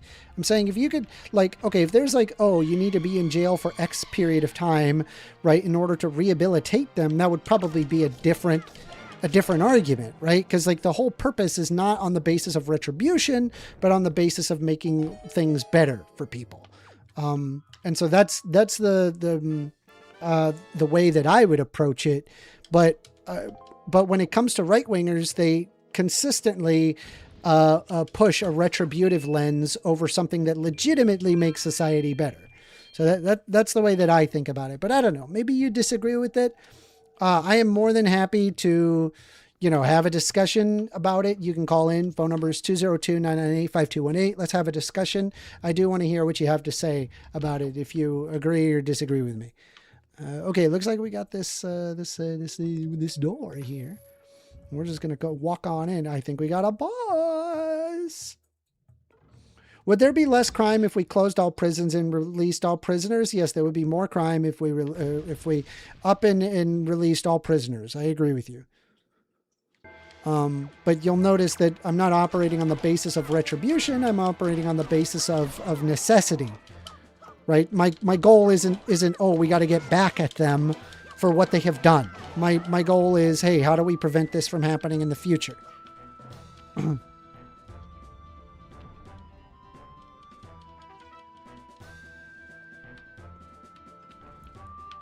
Let's see. Looks like we got a bunch of dudes we got to fight here. This ought to be easy. I'm not really worried about these guys. They just got a big old thing here. They're gonna whack at me and kind of whack. Ow. Come here. I'm not hitting him. Come on. Damn it. Damn it. He's healing. Damn it. No.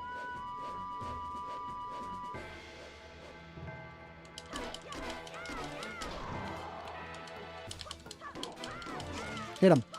There we go. No problem. We also just... Okay, we have a blue potion, so just have to be aware that when my health gets too low, that we gotta apply blue potion, because we do not have a fairy.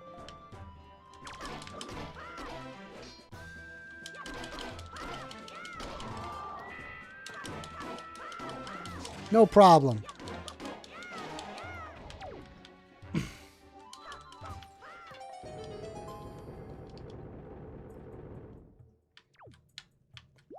Let's see here.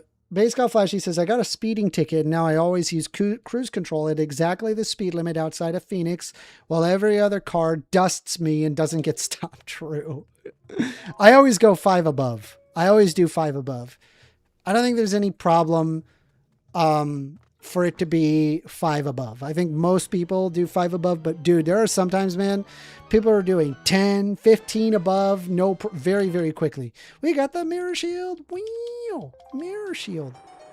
It's big and blue and does a mirror. Wheel. Now we don't need Medley anymore. Did you hear that, Medley? We don't need you anymore. We got the mirror shield now. We don't need you. Here we go.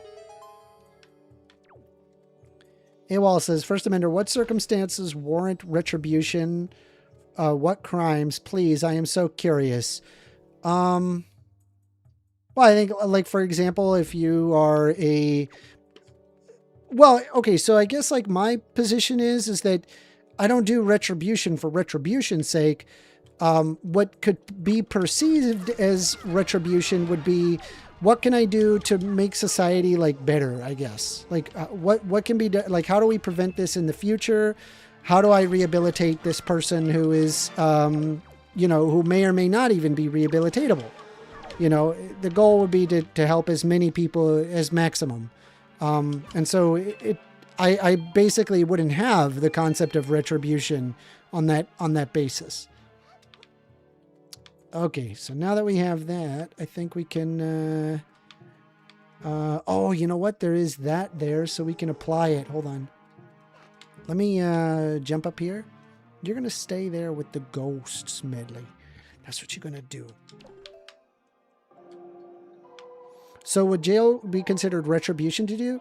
What about paying a fine? Okay, yeah, there you go. I guess that's a form of retribution that I'd be okay with. That seems pretty appropriate. It prevents people from doing a thing. Sure.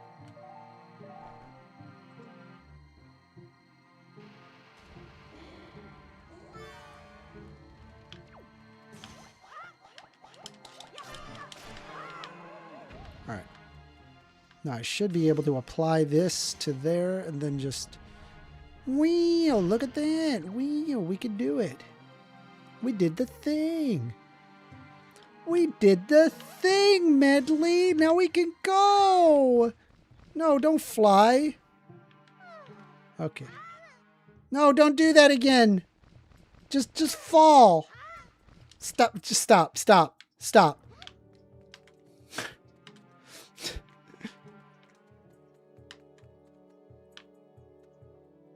I want to, wait, where's the, oh, okay, there's a, I thought I was going to have to, like, kind of do a finagling. No, stop, bad. How do I,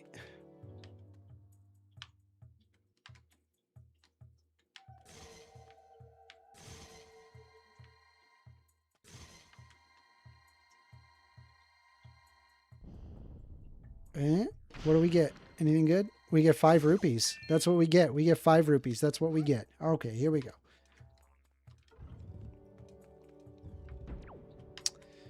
All right. I think we can go to the other side here. And she'll just drop. Okay.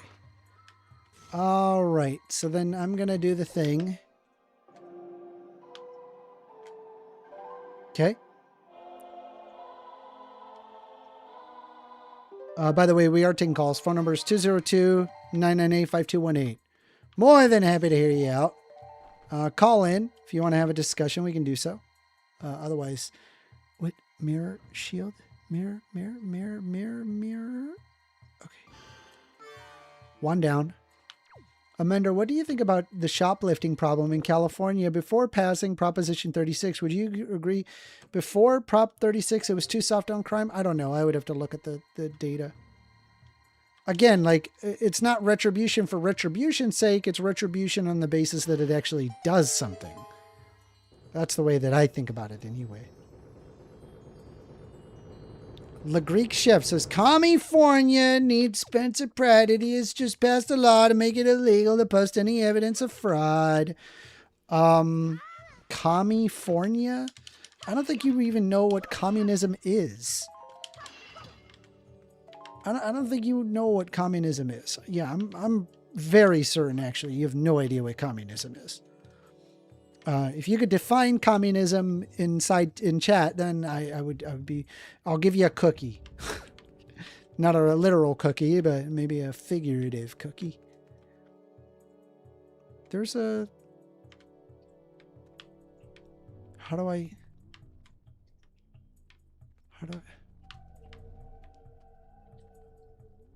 I don't want to attract those things.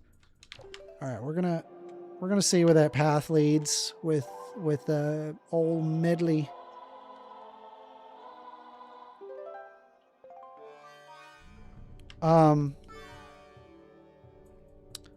Let's see. Excadriller says, the thing I hate about Bobro is that he said we do not need police. We get mad at us. First asks us why we are mad at Bobro, and then Bobro just lies and says something else that he agrees with. I mean, if you could provide evidence of him lying, Jesus. Dude, do not insult my intelligence by putting on silly voices. I am putting on a silly voice because I am having fun. I don't know what you are asking for. This is not good. This is not good. This is not good. Stop it. Go away. Go away. Wait. No. Damn it. All right, well, I'm just going to go over here and maybe... It's fine. This is fine. Wait, why did I do this? I could have just thrown an arrow at them. I could have just thrown an arrow at them. Am I dumb? I'm actually dumb. I actually deserve... What the heck? I could have just hit them with an arrow. No problem.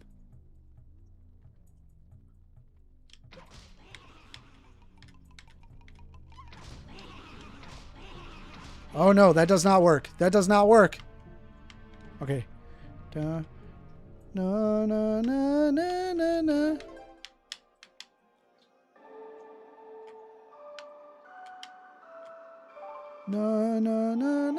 If you want to call in, just call in. Phone number is 202-998-5218. Thoughts on the grinder party at White House? Nice. Sick. The Greek chef says, I guess you're one of those that loves his tax money going towards fraudsters. I'm not. I'm not. I want sensible tax policy, a progressive tax policy that assists people who are genuinely destitute. So that way we can live higher quality of living standards. Yes. That's the way that I think about it anyway. What do we got in here? We got some zombos. There's some zombos. I don't know why I threw her. Let's get rid of this. Let's get rid of this thing. I don't like that thing. I don't want it anywhere near me. I don't like it. Makes me uncomfortable. Get it away. No. Trump pardoned the fraudsters. True. True. Calling it like it is. You can't be speaking such truth bombs like that. You can't do that. You're not allowed to be that correct. You're going to give the right-wingers an aneurysm being that correct. They would be so upset if they could read. I'm joking. That was a joke. That's a joke. I know you can read a little. So why make fun of what I said? Call in, dude. If you're so upset, just call in. Call in. We can have a respectful conversation if that's what you want. We can do it. I need to apply this on the mirror. And then this will explode. And then, can I like that, let me see here. Does this activate? Can I light that on fire? And that one on fire? Anything good?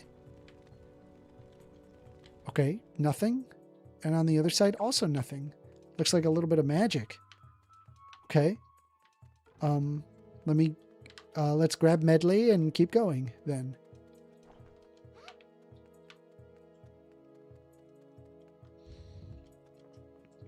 All right. Let's pull up this Prop 47 thing because I don't know much about it. Hold on. What was Proposition 47? Okay. Known as the Safe Neighborhoods and Schools Act, is a 2014 California voter initiative. It was reclassified several low-level nonviolent drug and theft crimes from felonies to misdemeanors, helping to alleviate prison overcrowding and redirect state savings towards community educational and rehabilitation programs. The key details include: it downgraded certain offenses such as simple drug possession and petty theft, forgery, and shoplifting involving amounts under $950 from felonies to misdemeanors. Retroactive sentencing. It allowed individuals already serving felony sentences for these crimes to petition courts for resentencing to misdemeanors and permitted past offenders to reclassify their records. The fund reallocated the money saved by the state due to reduced prison populations and incarceration costs is channeled into the Safe Neighborhoods and Schools Fund. The fund distributes grants for drug and mental health treatment, K through 12 school truancy and dropout prevention, and victim services. This is a great idea. What the fuck? The passage of Prop 47 has been credited with saving the state nearly $1 billion in prison spending while funding diversion and preventative programs in communities across California. However, it remains subject of ongoing policy debate, with some law enforcement groups, reform advocates debating its overall impact on crime and homelessness. So I'm curious, what was the result of Prop 47?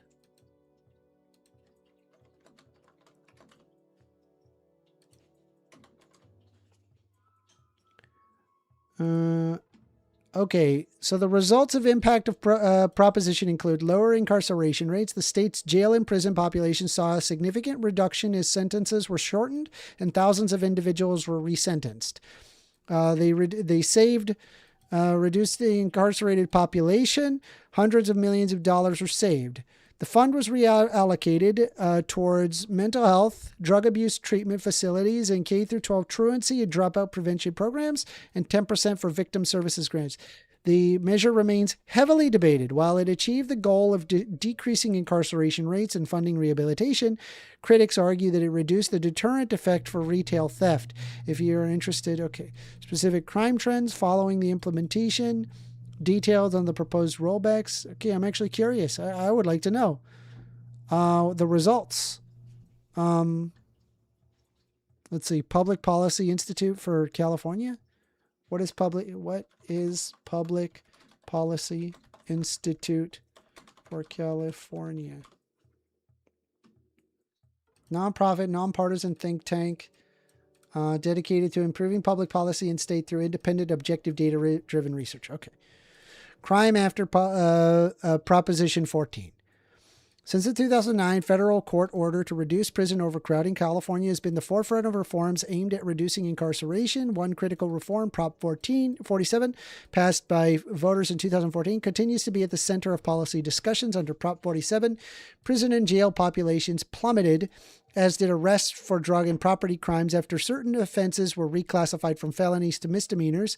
Furthermore, lower prison populations and expenditures have led to $800 million so far in savings that provided funding for treatment and diversion programs. But Prop 47 may not be the most important change to the criminal justice system in recent years. The pandemic brought challenges that have had lasting impacts on incarceration and enforcement. All right. Driven by larcenies, property crime jumped after Prop 47 compared it to the nation in comparison states with no further deviations until 2021, partly driven by commercial burglaries. Violent crime also diverged over the last decade, with the sharpest deviation at the start of the pandemic. 2 years after Prop 47, California's clearance rate of reported crimes that led to an arrest and referral to prosecution for property crime dropped 3%, then dropped to 7% in 2022, signaling that a person is half as likely to be apprehended for property crime today compared to 2014.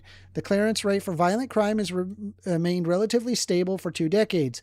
Jail and prison populations have dropped by 30%, but the impact on crime has been modest and limited. With Prop 47, only a rise in auto thefts and car break-ins is tied to lower incarceration. With the pandemic, it was a rise of auto thefts by 1.6% and commercial burglaries by 2.1%. After Prop 47, lower clearance rates and larceny, theft without force or threat of force, led to a modest rise in property crime, with more burglaries, 2.9, auto thefts, 1.7%.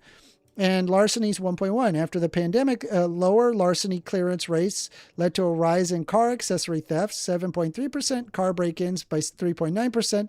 Burglary clearance rates also dropped, raising commercial burglaries. No evidence suggests that changes in drug arrests after Prop 47 or after the pandemic led to any increases in crime.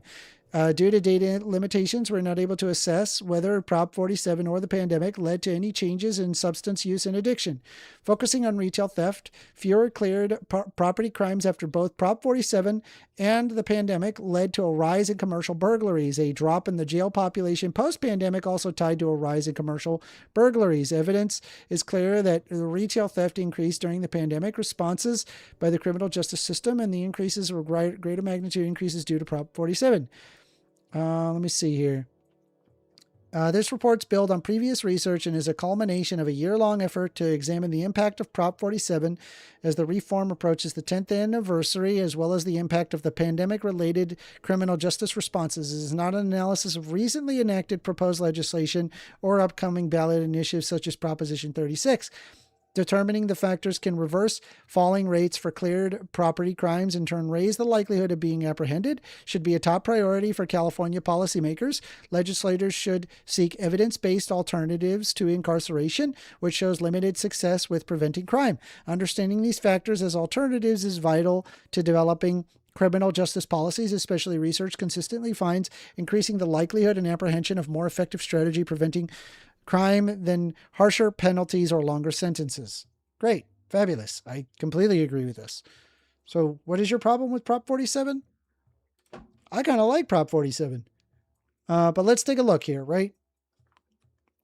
We'll look further. We'll pull up consensus.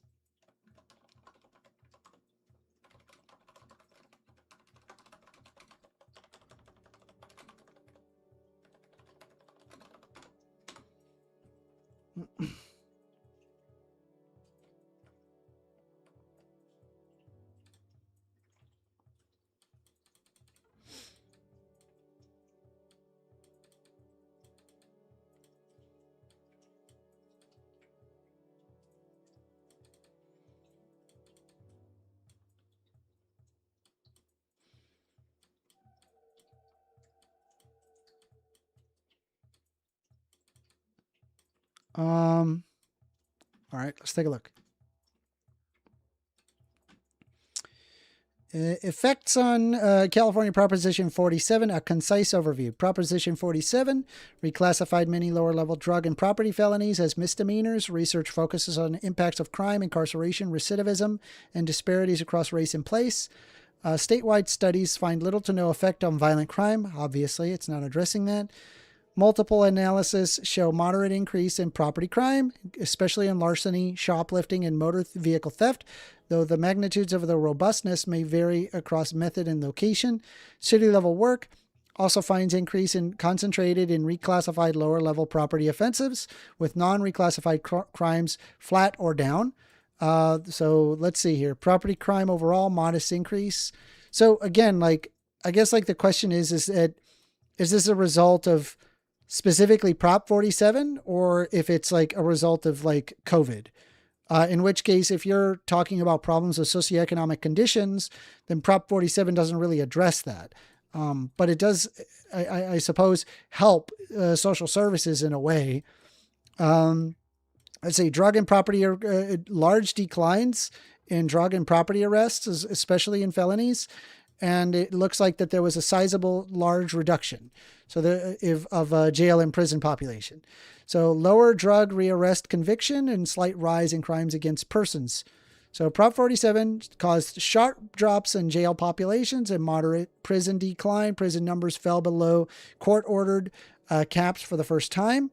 Arrests, about 15% fewer drug arrests, 20% fewer property crime arrests. Big shift from felony to misdemeanor charges.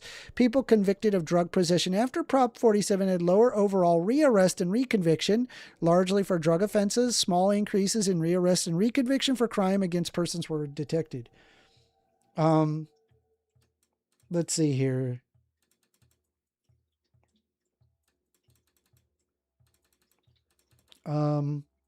It said it went up before COVID as well. COVID increased it even further though.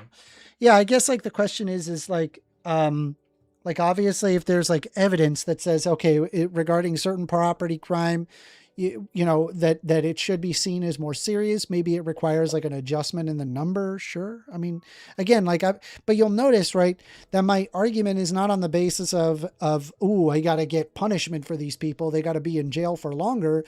My argument is there efficacy behind it, right?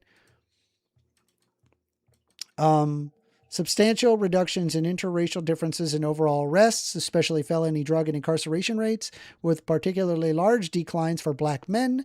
Felony convictions in drug possession fell by 14 percentage points, with the largest drops in historically harsher counties, reducing cross-county disparity in punishment. Some analysis report increased homelessness and health-related spending with nonviolent crime increases, especially among non-homeless offenders. I mean, like, if people are having just like a difficulty based on like their socioeconomic conditions, I would say, hey, let's work on their socioeconomic conditions to reduce crime, right? Like, seems kind of obvious. Anyway, Prop 47. Awesome. I am taking calls. Phone number is 202-998-5218. You guys want to call in, have a discussion, we can do so. What am I doing here? What am I doing? I don't like being in that smoke and there being one of those things. So I'm going to drop old Medley. And we're going to... just going to go this way.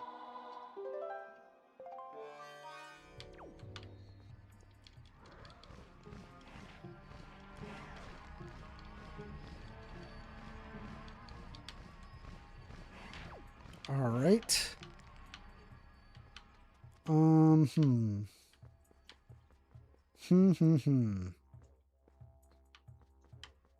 I think I gotta. No, I gotta carry. I'm gonna carry Link.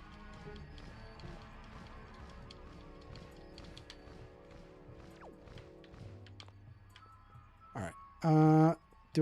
Can I collect Link? Or can I just like lift and then go forward? Bruh.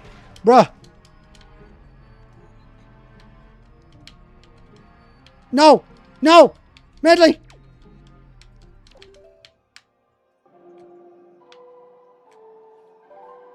Am I going to lose Medley?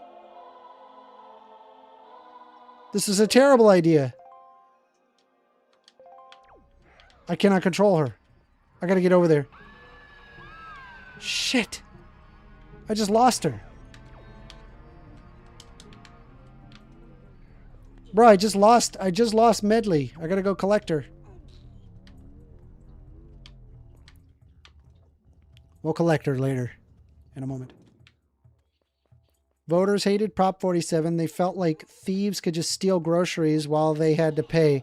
Voters reformed Prop 47 with Prop 36. Great. Awesome.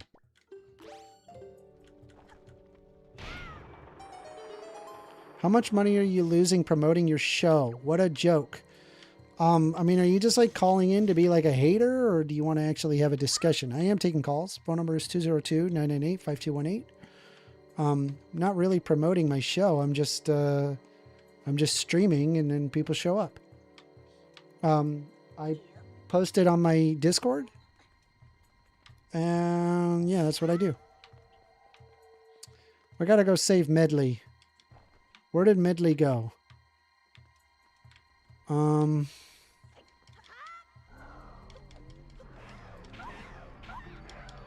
No, stop it. Whatever. Wherever she is, that's where I am.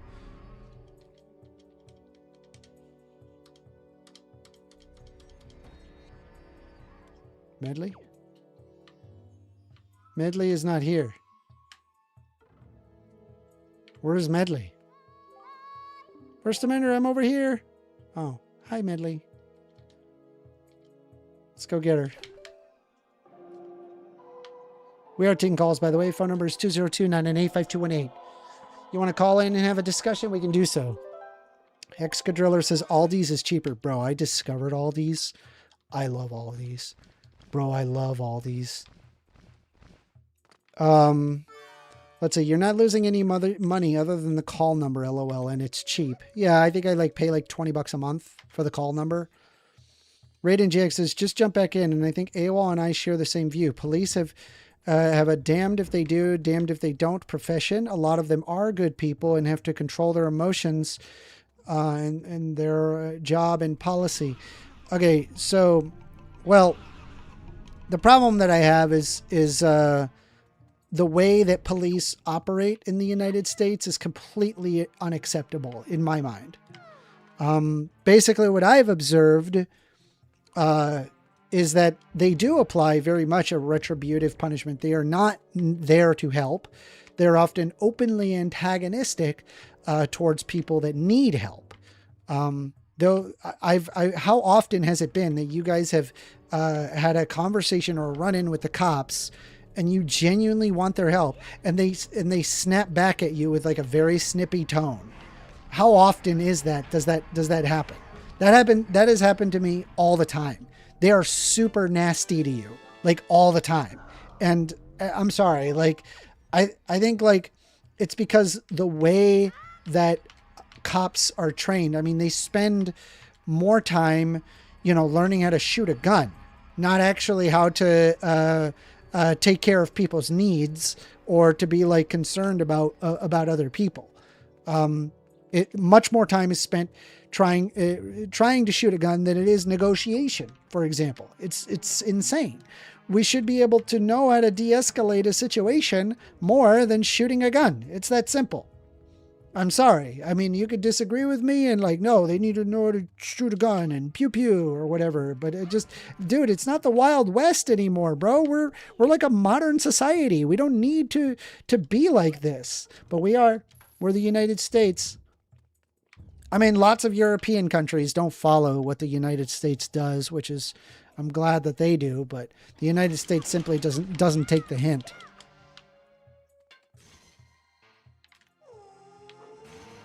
Oh boy, I gotta hit them. Come here, little bugger. Whee.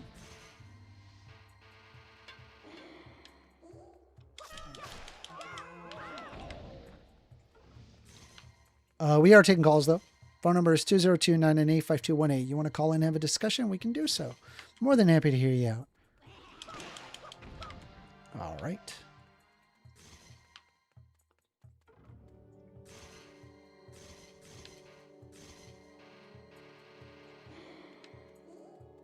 Wee, wee.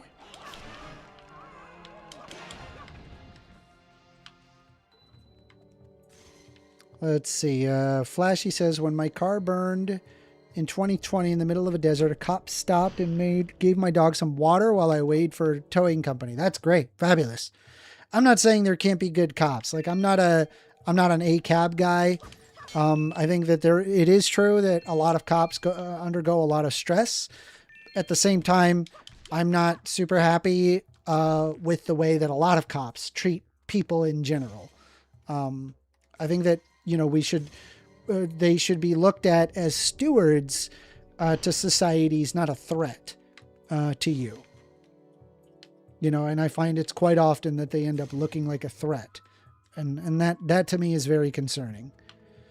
All right, so to reveal this, I need to start by getting control of Medley.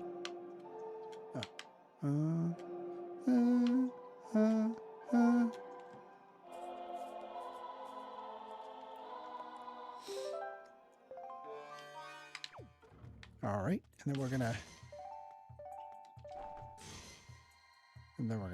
return, and then we're gonna aim at the.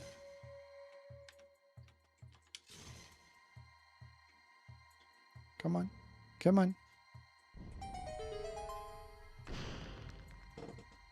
Flashy says, my ex-girlfriend's dad is a cop. He was much cooler than her mom, who was a teacher. That's funny.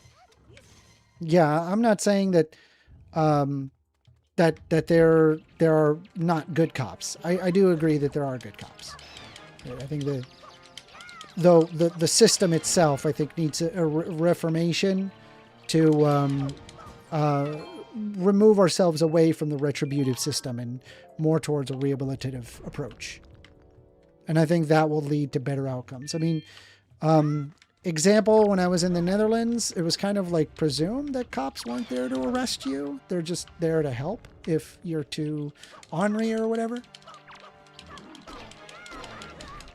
And the cops, they were very friendly. They were very nice. They were like, I was like, hey, where's this? Where do I go? They helped me. Much friendlier than they were in the US. I promise you that.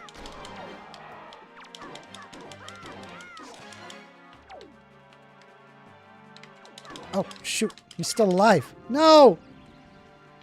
Damn it. Damn it. Stop it.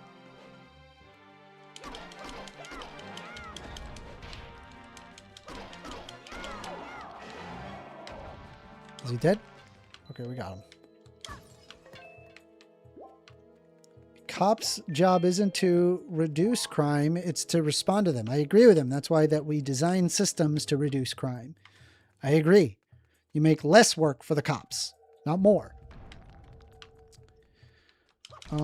Okay, we got this area here, but what's on the other side over there? Let's go check it out. Imagine if we had one night of purge. All these cop-hating people would come crying, begging for help. Why are you imagining that? Like, why? Like, why would you want that?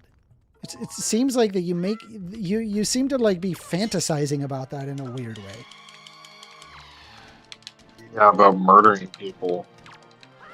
Why would it be fantasizing? Hey, Orca. By the way, we are taking What's calls. up, Phone number is dude? 202-998-5218. If you guys want to have a conversation, we can do so. Orca's just here to just hang out for a bit, I suppose. Yep. That's right. And if you've been enjoying the stream and you aren't currently subscribed, please consider subscribing and leave a like and comment. It really helps show your support for the stream and the channel. Wow.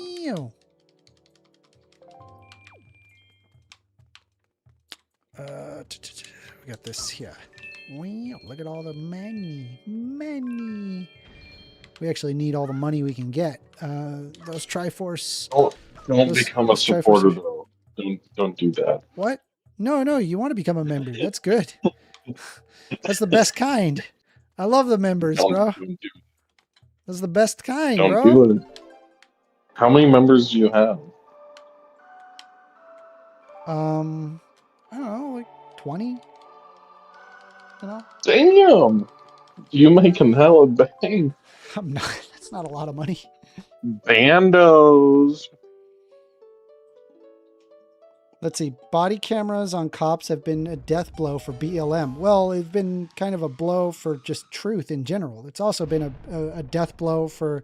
There have been instances of cops planting evidence, which has been a death blow. I mean, I'm in favor of the truth. Whatever the truth is what's better, right? Otherwise, there would have been lots of people that would have gone to jail because there's an asshole cop.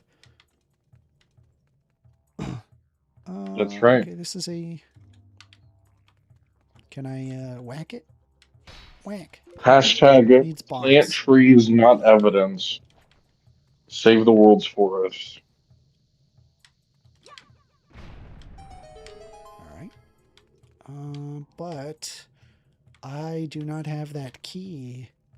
I have not that key. I cannot... We have to go down first. Come, Medley. Come. All right. This way. Ow. I'm okay. You okay, Medley? I'm okay. Let's go. Let's go. Oh, yeah, I remember this chamber. This is a cool chamber. It's a really cool chamber. This chamber's really cool. Okay.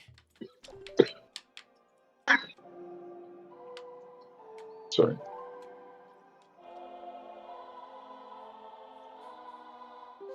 Let's see. Yeah, what's going to be racist cops, but the good cops get treated the same way. Just watch some of the police.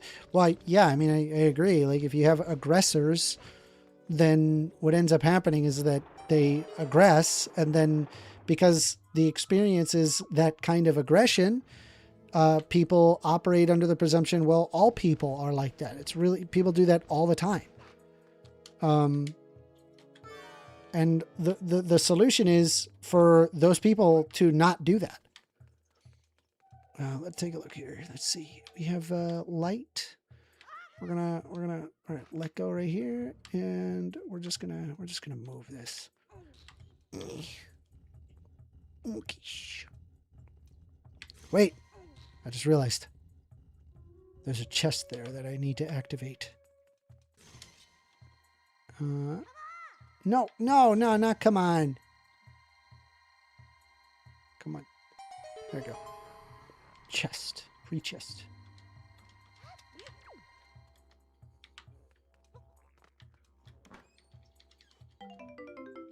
I got a purple rupee. I like purple rupee. Purple rupee is 50 rupees. Push. Push. Push. Okay. We did that.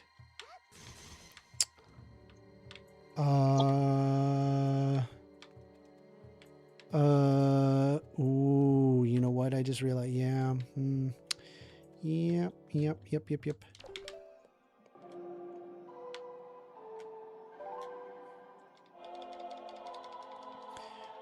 Rainbow Ash. What are you talking about? AWOL? Wow.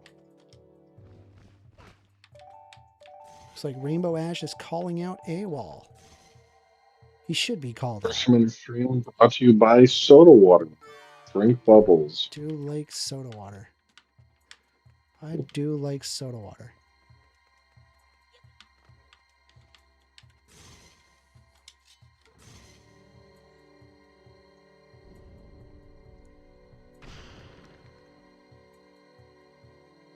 This is about Bro saying that we do not need police at all. Okay, well, I disagree with Bro that we don't need police at all.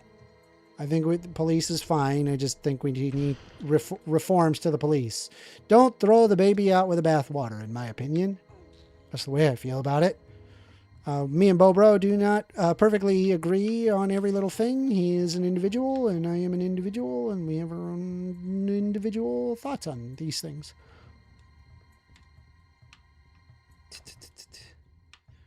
Bobro quoted as once saying that they would rather somebody who had read a martial arts manual defend them instead of a street fighter. That is true. That was a take. I was like, that's a wild take, Bobro. That is a wild take.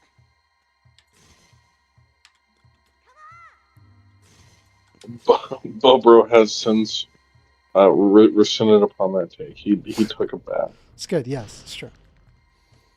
Mate says, what reforms? Yeah, I just think that like the current like retributive way that cops deal with things is just completely in the wrong. It is not de-escalatory. It is actually directly escalatory quite often.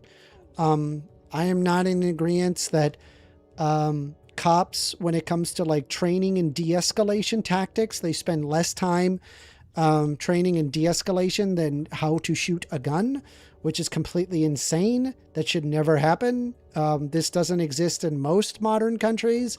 I don't see why it ought to exist in the United States.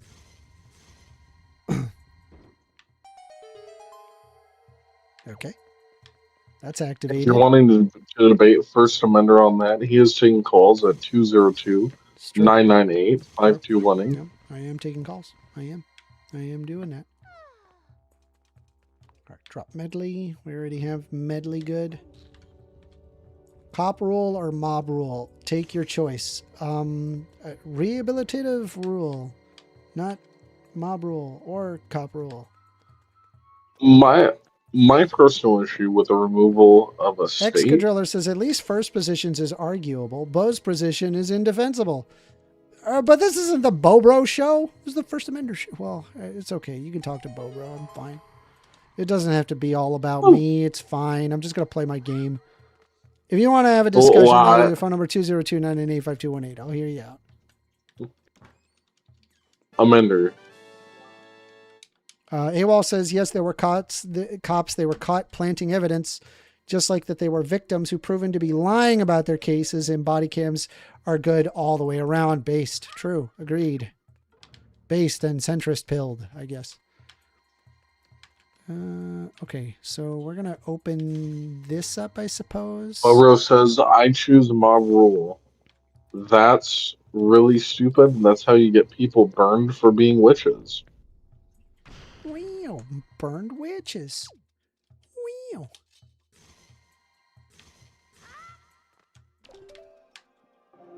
The community does not know what. If the what question is, what would you do for a Klondike bar? The sky's the limit in mob rule.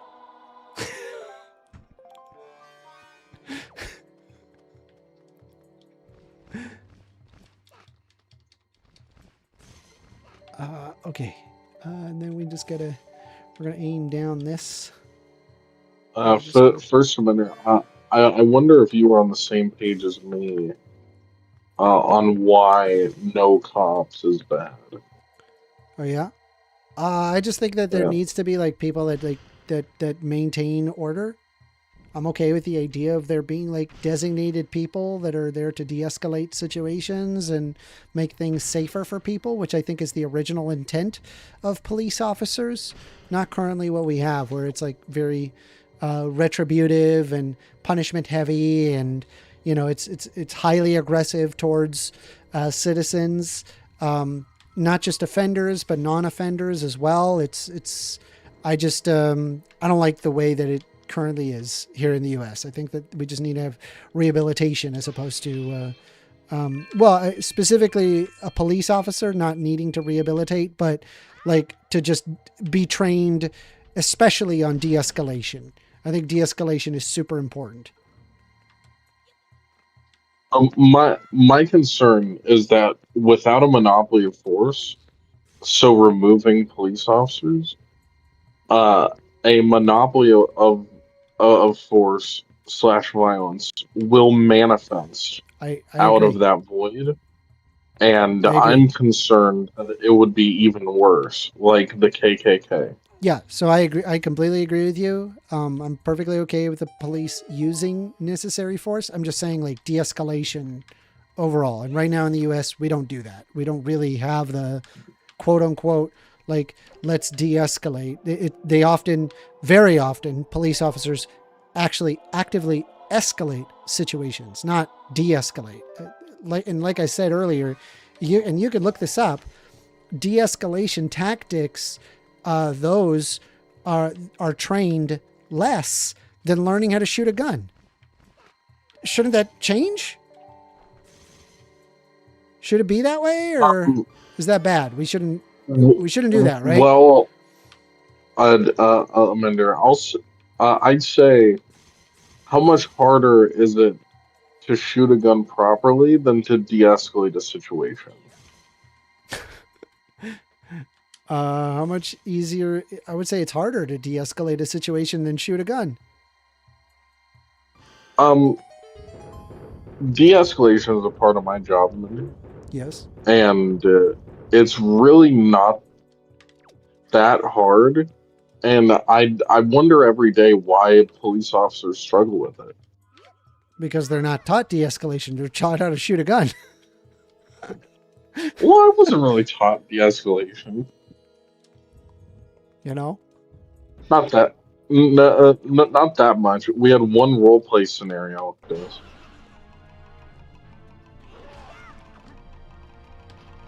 Oh my god, dude! These stupid things. But, Hold on, these. But no, I agree. To a point that there should be more de-escalation.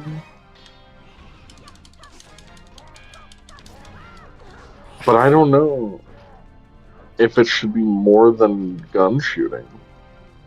100%. Why should you need to know how to shoot a gun and kill somebody more than de-escalation?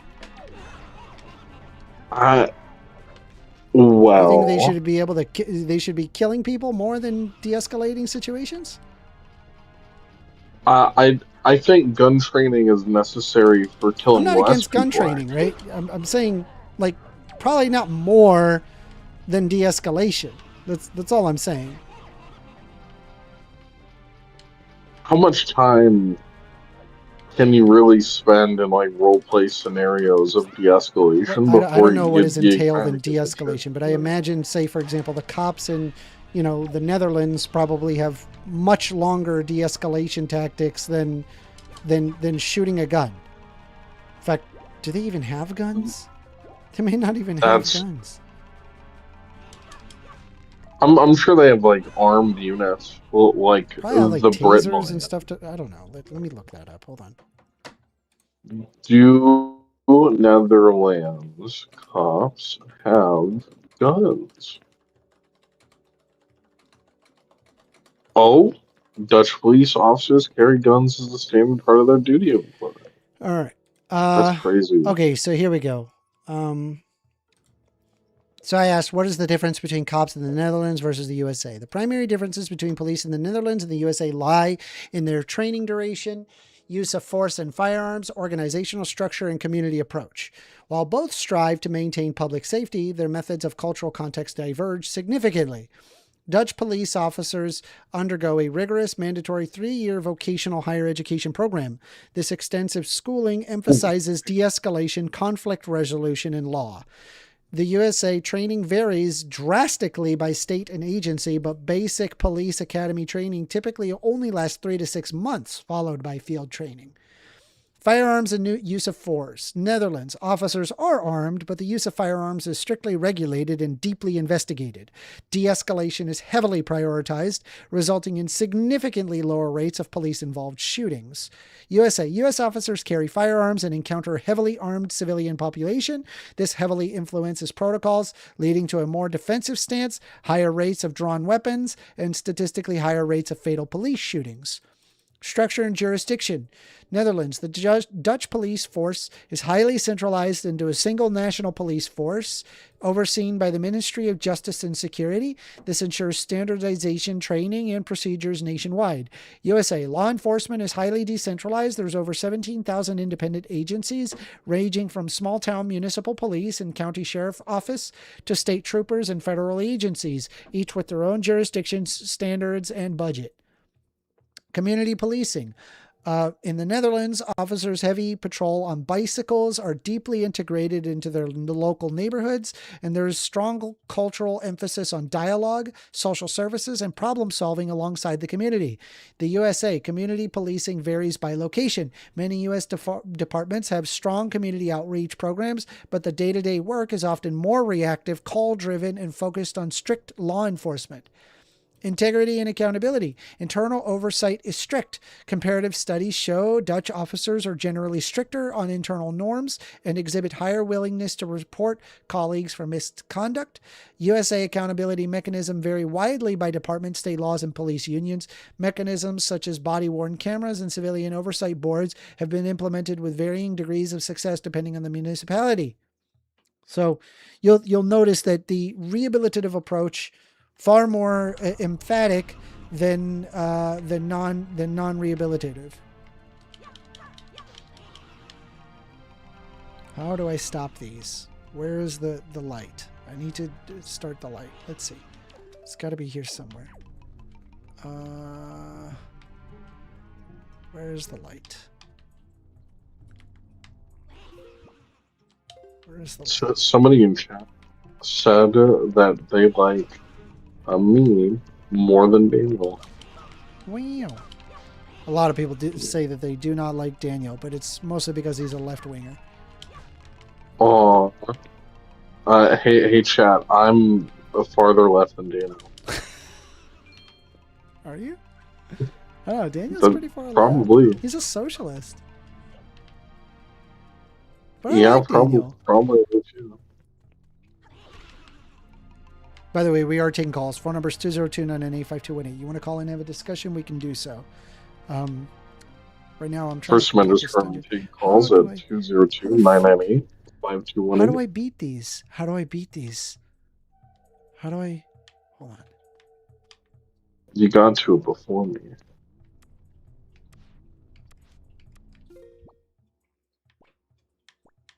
There's just one area that we're missing.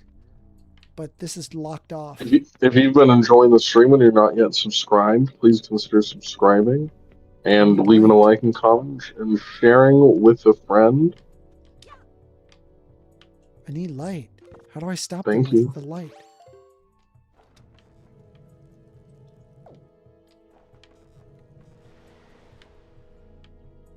Where is the light? I don't see it.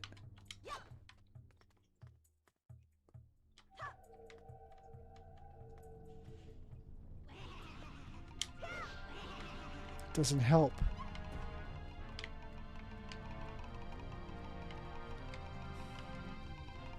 How do I stop them? Can I pick this up? Stop it! It's currently talking about the Renee Good shooting. I cannot believe there are people that think that that is not a murder.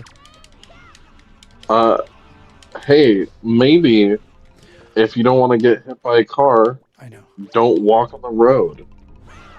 He Got him. shouldn't have been jaywalking. Got him.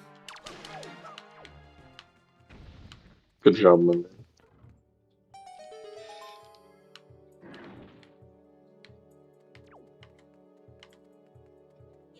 Some people are dangerous and need to be ostracized from the rest of society. Yeah, that's fine.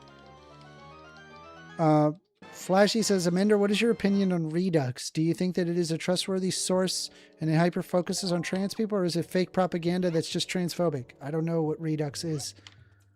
I probably just would refer to their Wikipedia or pull up like a media bias chart to see what the rating is and then determine it from that.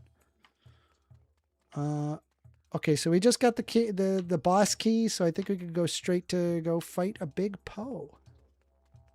We could just go fight Big Poe now.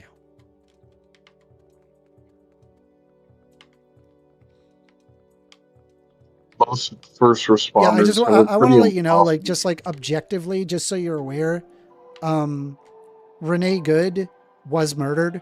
Like, objectively was murdered. There's no question there. It's just looking at the facts and then coming to, if you think otherwise, you're wrong. I don't know what to tell you. You're just wrong. You're basically saying 2 + 2 = 5. You're just wrong. I don't know what to tell you. There's nothing else to talk to you about. I watched the footage pretty carefully. It's pretty obvious that it was unjust. And I mean, if you really are incredulous regarding it, let me ask you this. If the ICE officers are so innocent, why not have a trial? If you want to have a discussion about this with 1stAmender directly, please call 202-998-5218. He is currently taking calls. Show them be exonerated. Show it. They would not be exonerated, by the way. They'd absolutely go to jail. If of course, they ever get any semblance of justice. I'm astonished that they're even walking around freely, having murdered Renee Good.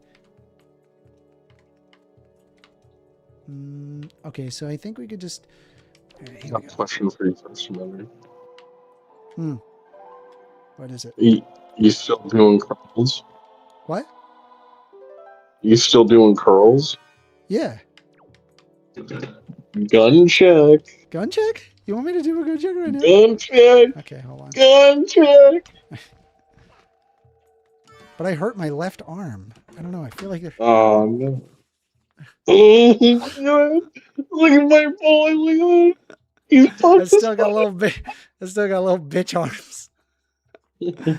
I still got bitch arms.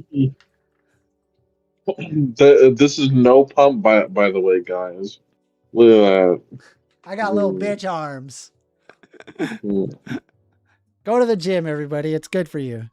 It's funny. It's good stuff. All right, let me see. All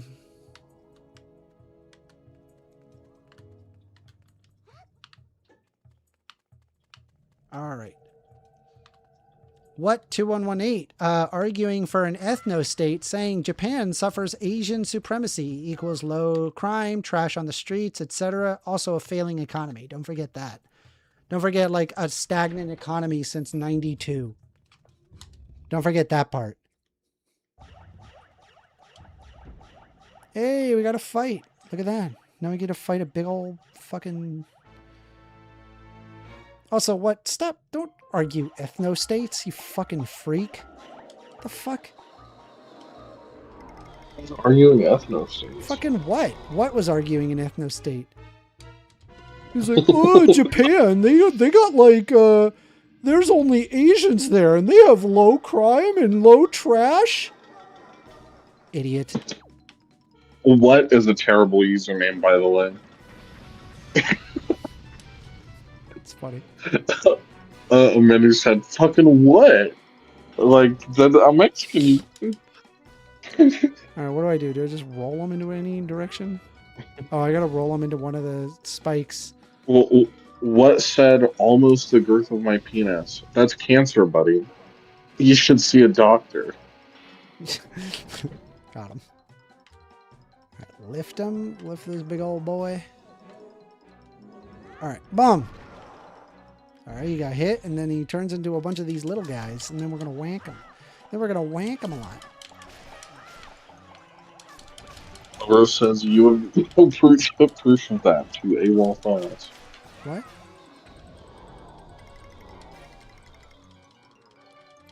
Wow.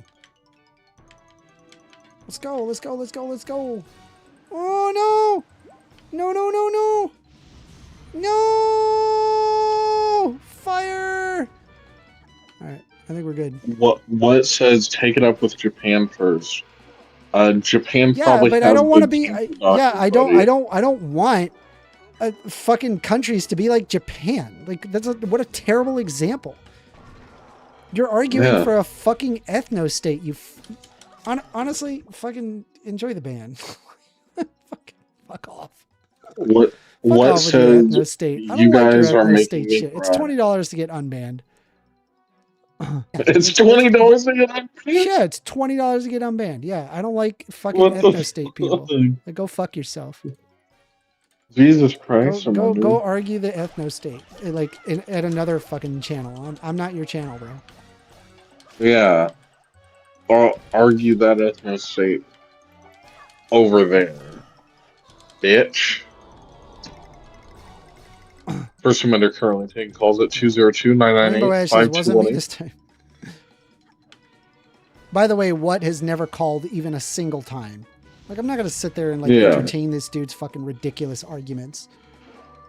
Call in if you want to have a discussion. That was arguing for a freaking ethno state is way beyond fucking polite conversation. I'm sorry. Yeah, punk. All right, let's see here.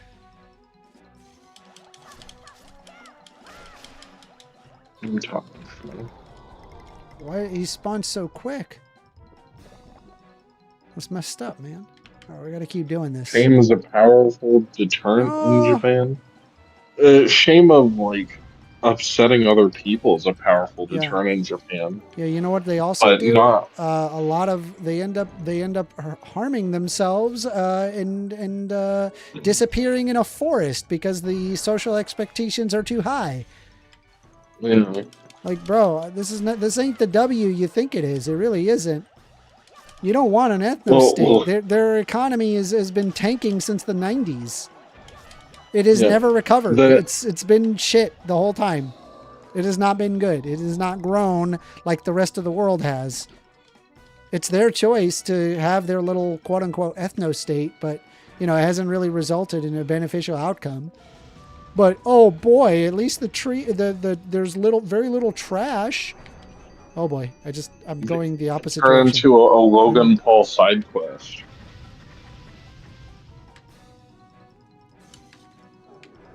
No, damn it. Turn themselves into Oriental free ornaments. Hold on. Shame doesn't work in Japanese culture. Okay, I'm finished talking to you and giving you a timeout. Okay. All right, come on. You gotta lift him and then throw him against the pillar. Rainbow Wash said he likes his work of person. Look at that amendment. What? Rainbow Wash says, thanks, I like this work of person. Nice. I'm getting did we win? Did we win? You are getting popular. That's good. Thank you for showing up. Yeah. Is he dead? Is it over? He's just running. Look at him. He's running. It's easier doing it this way than just being a viewer. It is. Because I'd rather just talk to my friends. True. Than watch it. We're winning. We win. We're doing it.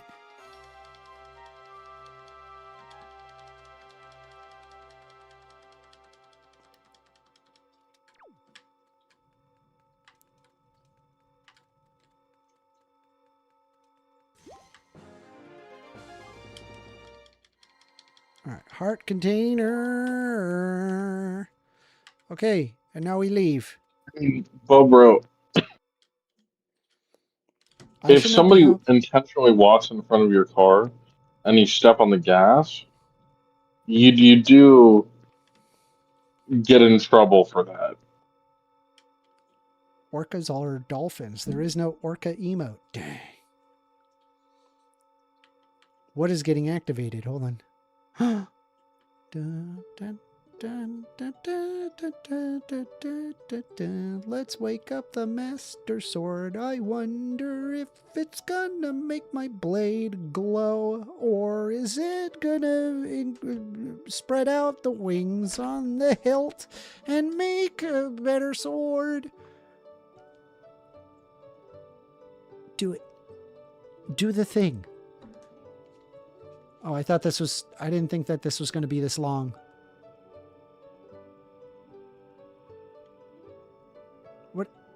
What's happening?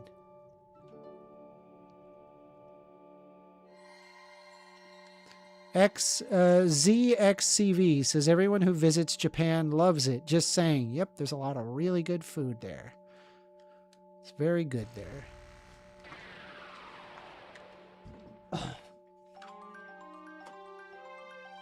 The prayers of the Earth Sage have restored the Master Sword's former energy. Wheel. But one last step before becoming the true Master Sword once again. Nice. Sick. The power to repel I never evil. thought a bunch of right wingers would become weeaboos. God. But also, Yeah, because they want their ethno state. They want to argue the weird ethno state shit. It's awful. You know what? You know what's a terrible thing in Japan? Yeah. Having to beg your employer for months to let them let you quit, right? so you can leave your job and go to a different. Could you imagine? Yeah. About Prince Kamali and watch over him for me. Okay. Will do. Bye. Bye. The only thing I love about Japan and their urban city planning is amazing. I wish American cities were built like Tokyo, based. That's true. American cities just kind of wing it. Like there's so much space, they don't really care. They're like, yeah, we'll just build over here. Let's see. So we just finished There's that. 10,000 So that square means miles this way.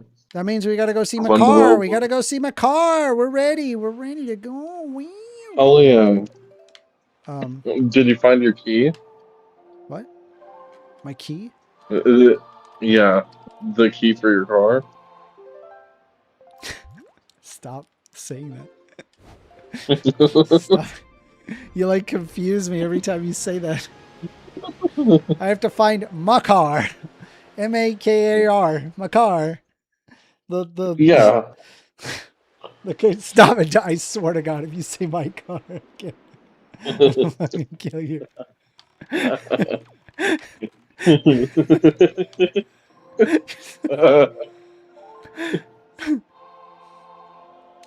What kind of car Let's do you see. drive? AOL says, Gentlemen, please, for the love of God, no one is arguing for an ethno state. We're literally talking about crime rates in Japan and how social pressure affects that. Okay, yeah, Oh my fair enough. God. I mean, but just FYI, right? What was doing, what 2118? Not, I'm not saying what. What 2118?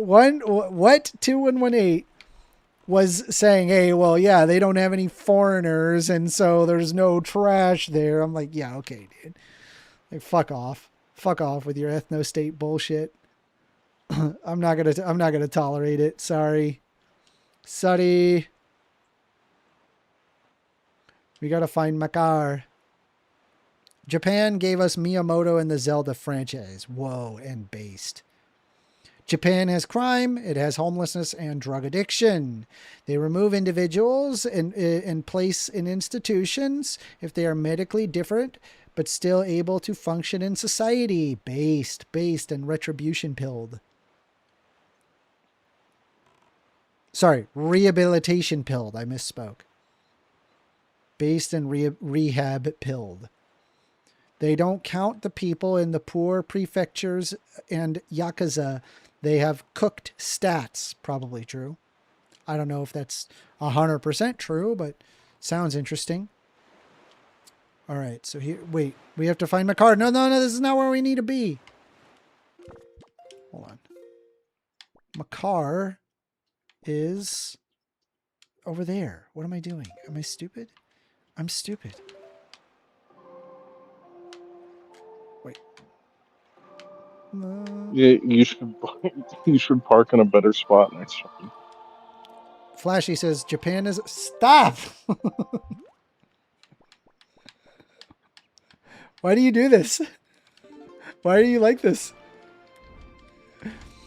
Japan is a high trust society with a high state capacity. It has nothing to do with the lack of racial diversity. It is actually racism, not racial diversity, that reduces trust. Yes, that is actually true. That's very true. Appreciate you pointing that out, Flashy. It's good stuff. Culturally speaking, I mean, I do appreciate the Japanese culture. I think it's good. Very, very good, the culture. Minus the racism.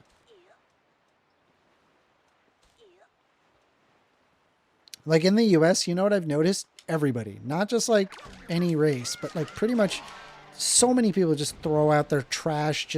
They'll just drop it on the floor. I have no idea why people think it is okay to just throw trash out onto the floor. I'll see like piles and piles of clothes, just like from homeless people, just dumping their like a giant bag of clothes just ripped open and just left onto the side of the road that I now have to like avoid for like the next like 20 days because nobody cleans it. It drives me nuts. I hate it. I'm like, why is this appropriate? I can hear my car. Do you guys hear from a car? He's here. Oh,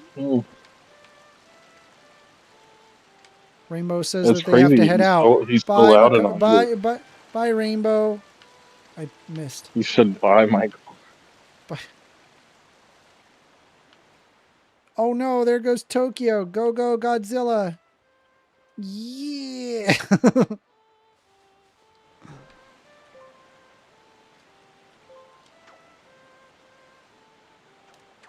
Okay. Do not leave me alone. It's okay. You can go.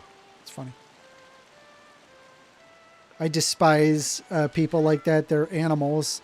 I mean, I don't agree calling them animals. I just think that it's like really common. People just throw stuff away. Hell, even my mom, like I was like driving with her and she had like a toothpick in her mouth and she just like took the toothpick and threw it out the window.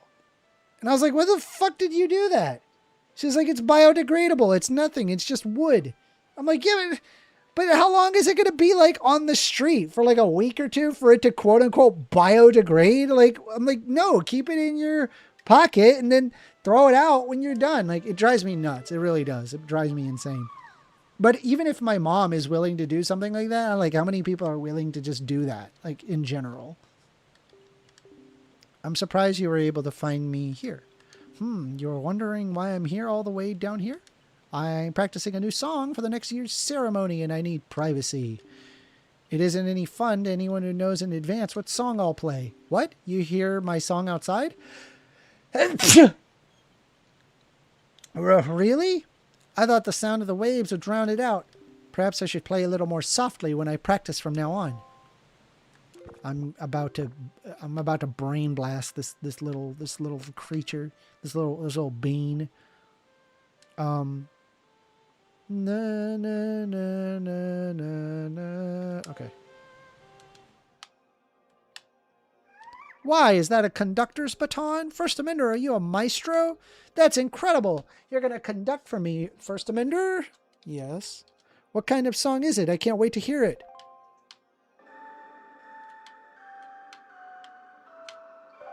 Oh boy, here it comes.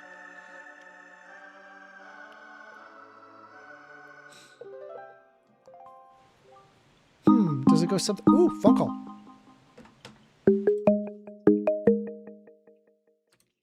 You're on the line with 1stAmender. Hey, I had a couple questions. if that's Yes. okay. Can I get your name? Yeah, I'm Matt. Hey, Matt. What would you like to talk about? You said a couple. Hold on, let me mute your stream real quick. No, you're good. You're good.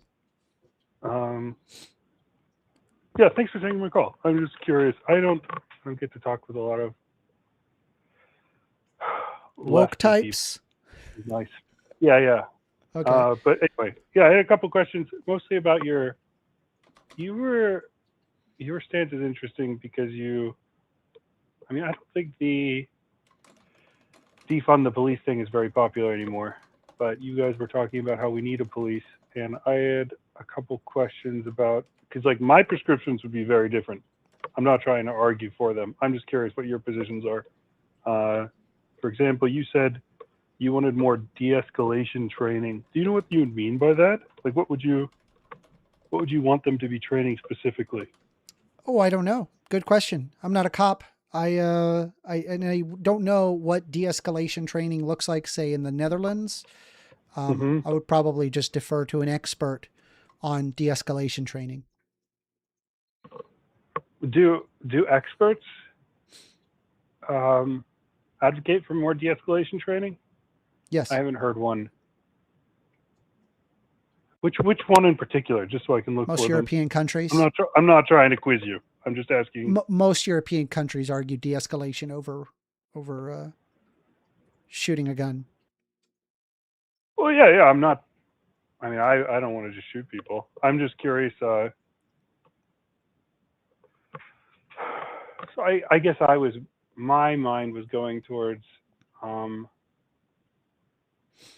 police training advocates in the U.S., but you're saying there aren't police training advocates or professional police trainers in the U.S. that are advocating for more de-escalation, but there are in Europe? I don't know if there is like a lot of police training advocates advocating de-escalation. I would say there probably to some extent there is. I don't know though. I'm saying that we should go towards de-escalation based on that there is empirical evidence that de-escalation leads to better outcomes than learning how to shoot a gun. Sure. So you're saying based off of the outcomes you've seen, not necessarily a single expert or like a police trainer. That's where you're coming from? Yeah. Sure. So I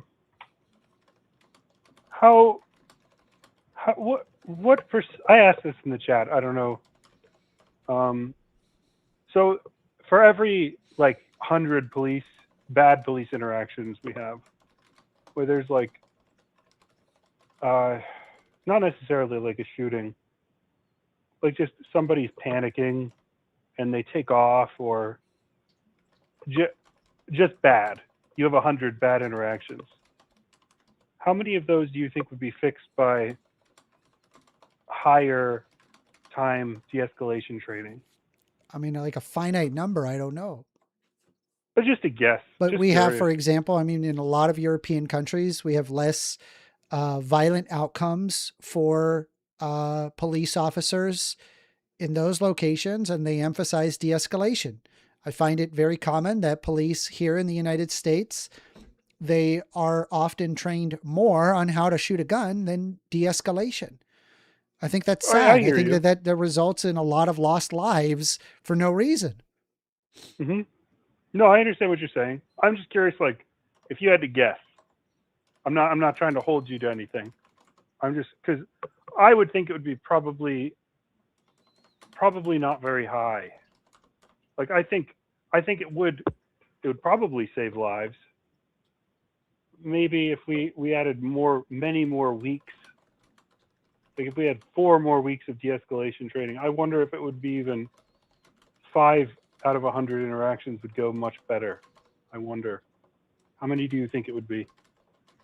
I don't know. We'd have to see like after having more de-escalation. I just think that the reframing the way the police address, we need to go back to what police officers are supposed to be, which is to help the community. Right now, they don't have really the best reputation right now. They're not seen as helping our communities. A lot of the times people see them as active aggressors or people that escalate situations, not de-escalate situations. I hear you. So you're saying, just because I'm not trying to summarize your position for you. I'm just trying to understand you. Well, I can give you an example. Well, I'm just looking for a guess. Like how many out of 100? I couldn't accurately tell you any guess. I don't I'm have not an accurate. I'm not looking for accuracy. I'm just curious what you think. I don't know what it would be. I don't know. But like, great example. Have you ever heard of that? Have you ever seen that one lady who had that hot pot of water in her home and she called the police needing like help or whatever? The police show up and she had like the hot pot of water and the cops thought that the woman was going to throw the hot pot of water at her because he said, "Oh, you sweet summer child," as she was holding the hot pot of water. It scared the cop. And so the cop just opened fired on this woman and killed her. Sure. Yeah, I've seen the chestnut cop guy too. Yeah, I've seen. Have you seen that though? Like, no, I'm saying I haven't seen the hot pot one. I did see the one where like the acorn fell on his car and he just shoots at a random person. That's like, wild. Like I totally wild. understand where you're anyway, coming like from. I'm saying, like, definitely the de-escalation move would have been if you assumed that the woman meant malice. I don't know if they meant malice or not. I don't know if they wanted to throw a hot pot of water on a boiling water onto a cop. Maybe it's possible. Yes. Maybe it's possible. No. The potential de-escalation would have been to back the fuck up. Why are you shooting her? Just back away. It's just a pot of hot water. Get away from her. It's not like she was rushing at him. She just was holding a pot of hot water with her back turned to him. Yeah, I was like, if you were genuinely scared of that, like, just back away. Like, that would have been de-escalation 101. I never would have been like, okay, shoot. That wouldn't have been a situation where I would want to shoot in that moment. Yeah, absolutely. Do you think, okay, again, I'm not trying to get you on stuff that you don't believe. I'm just curious. So you think not that de-escalation would help on the aggregate, it would just help really particular edge cases. Is that what you're advocating for? Okay. No, I think de-escalation would help in total. Okay. So how much do you think it would help? A lot, considering if we look at instances of police brutality in the U.S. versus instances of police brutality in the Netherlands is night and day. So when you say police brutality, you're talking about police killing somebody who didn't deserve it, or police, or not didn't deserve it, but police killing somebody in the act of in the issuance of their duty. Sure. There's way less deaths in the Netherlands by a per capita basis. Guns on our street, yeah. Well, I mean, then I would argue to have red flag laws, which would reduce. Sure. No. I'm not trying to branch out into different topics. I'm just saying, it feels odd to me to compare brutality, or not brutality, death by cop to a country that doesn't have a Second Amendment. That's all I'm observing. I mean, you have a right to own a gun. No? You can own a gun in the Netherlands. There's just less people that have guns. Yeah. And I mean, that would all be all I'm saying then. Yeah. All right. So like, is that not fair? Or we should reduce our gun culture. Like we should have an increase of red flag laws. I believe this wholeheartedly. Well, this is this and that is that. I'm just asking about your de-escalation thing. I'm just curious. Okay, so I don't hear it being advocated a lot, or if it is, I never know what people mean by it.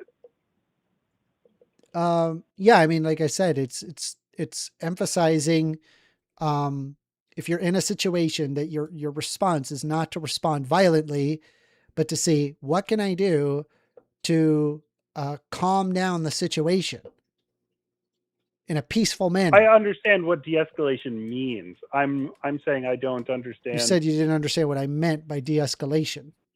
So explain de-escalation. Sorry. Maybe, yeah, I probably misspoke. I don't understand what policy people are advocating for specifically. I don't understand how much good people think it will do. That's what I'm hoping you can help me with that. Well, again, if we look at most European countries, even by a per capita basis, the quote unquote, you said death by cop, it's much lower in those European countries than the United States. And the United States is the richest country by a long shot. So I don't see a reason why the United States needs to be worse than these other countries.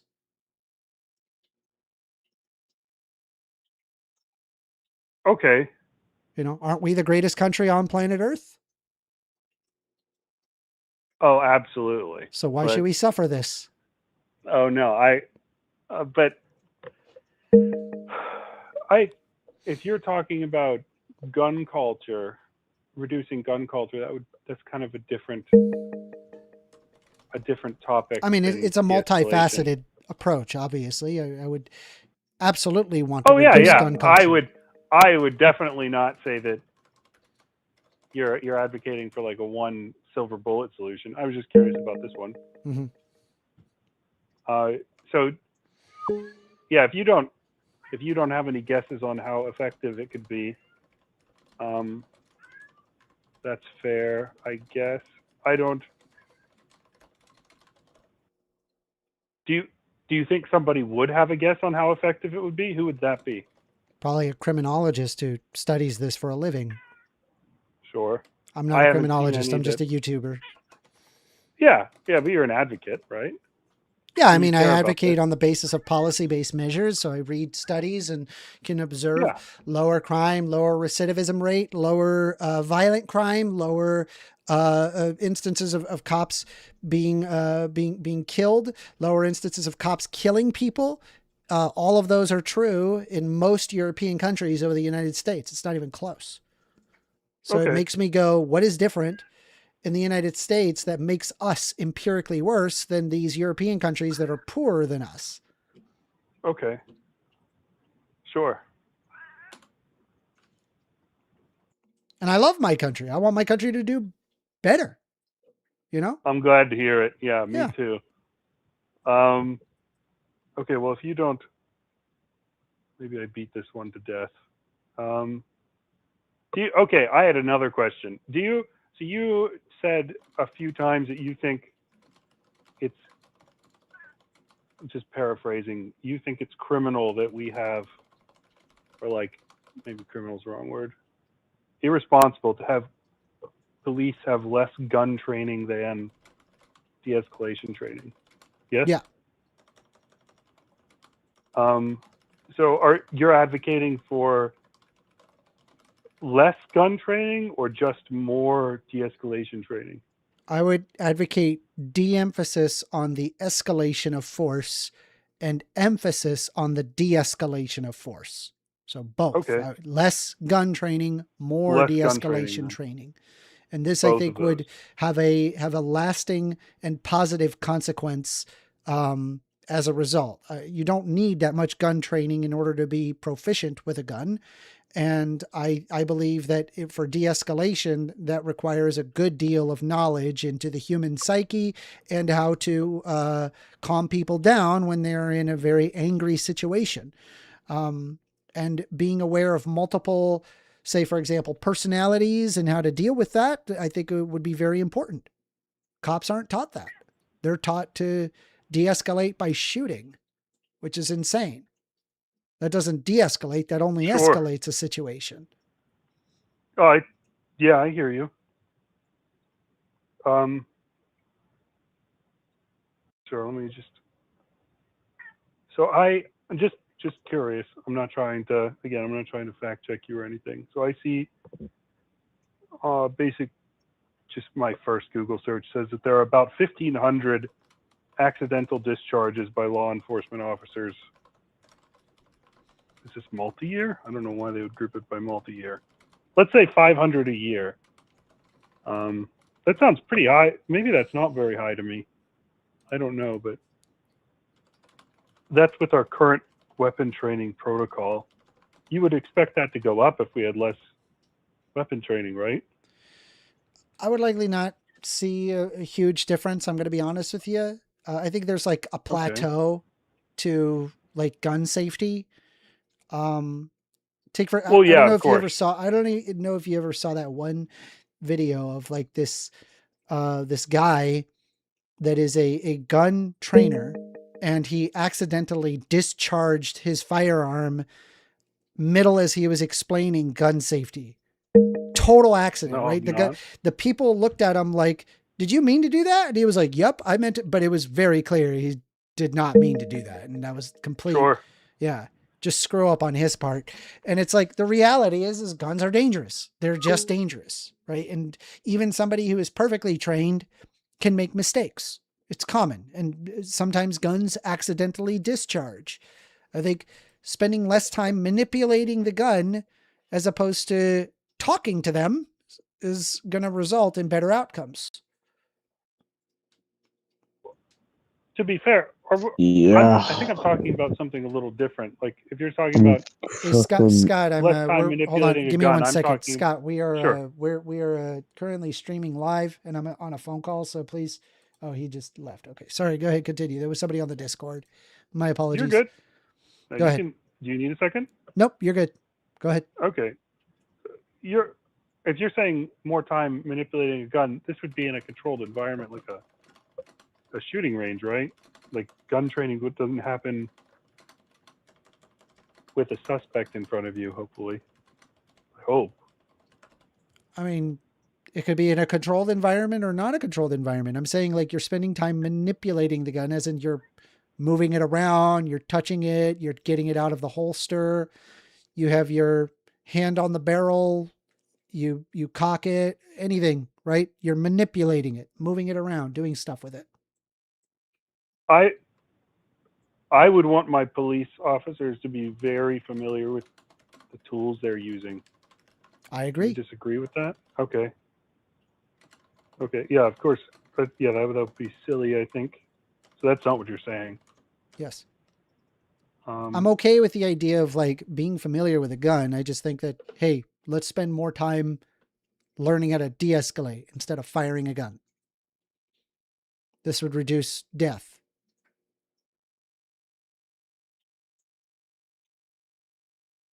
Okay, so you're just, if I'm trying to just give your view back to you, you're saying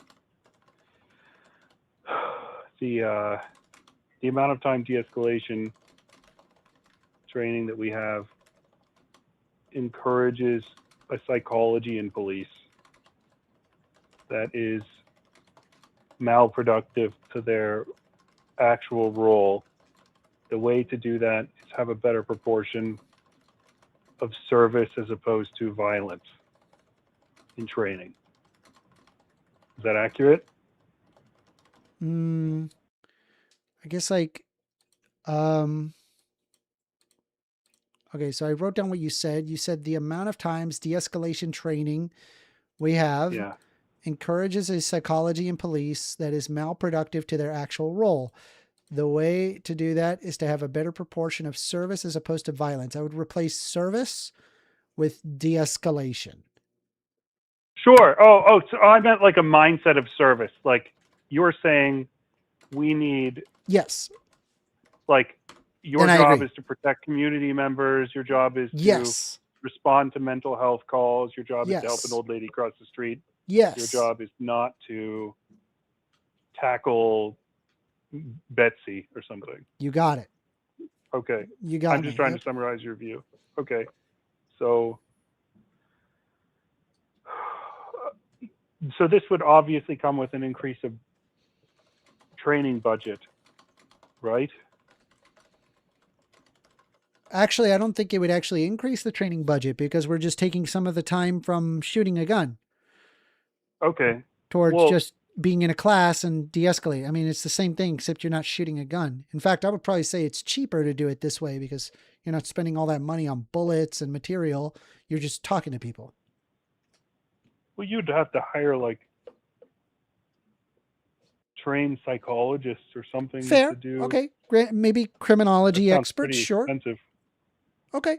Fair enough. Well, I'm not talking about I designing don't know the if course. it would like cost water more under or the bridge, less. right? I guess that's a good point.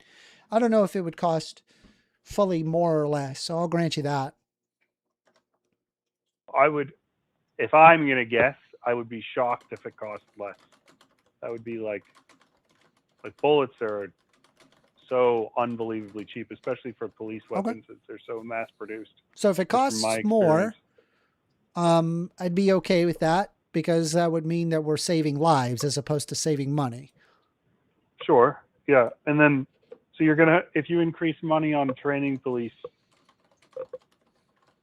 you would also have to increase money on retention because then it's not as good for communities for them to be turning over. Right? Sure. I mean, aren't there police unions? Like, is there really a huge retention base? But depending on where you are, I think especially sure, LA is it's a having a really state-by-state hard. issue.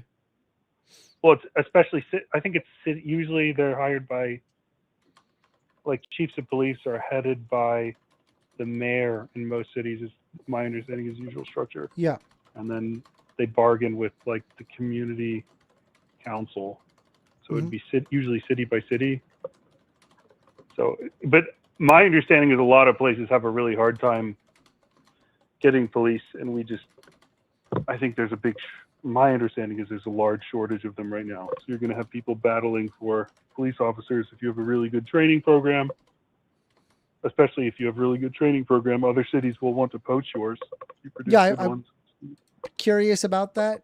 Not sure. I would like to have probably a nationalized standard towards police, whereas right now it's more state by state. I think that contributes to the problem.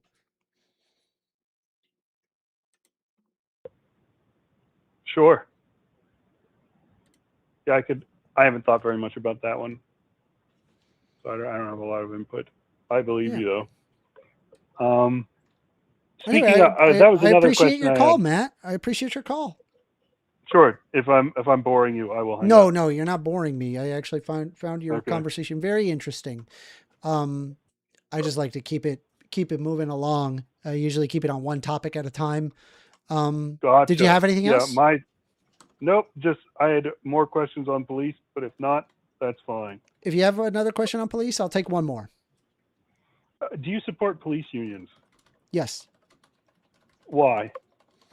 I think that like having union membership allows there to be like a check and balance into coercion. I believe that proper capitalism cannot happen unless if there is no coercion between trades. Otherwise, it's just either ransom or it would be like a form of mercantilism. I hold a gun to your head, give me your stuff. And I would imagine most people would not refer to that as capitalism. When it comes to jobs in general, I think that there is a level of coercion, albeit less than that of pure mercantilism, in the sense that you need to have a job in order to survive and, have a house and food and, not be homeless.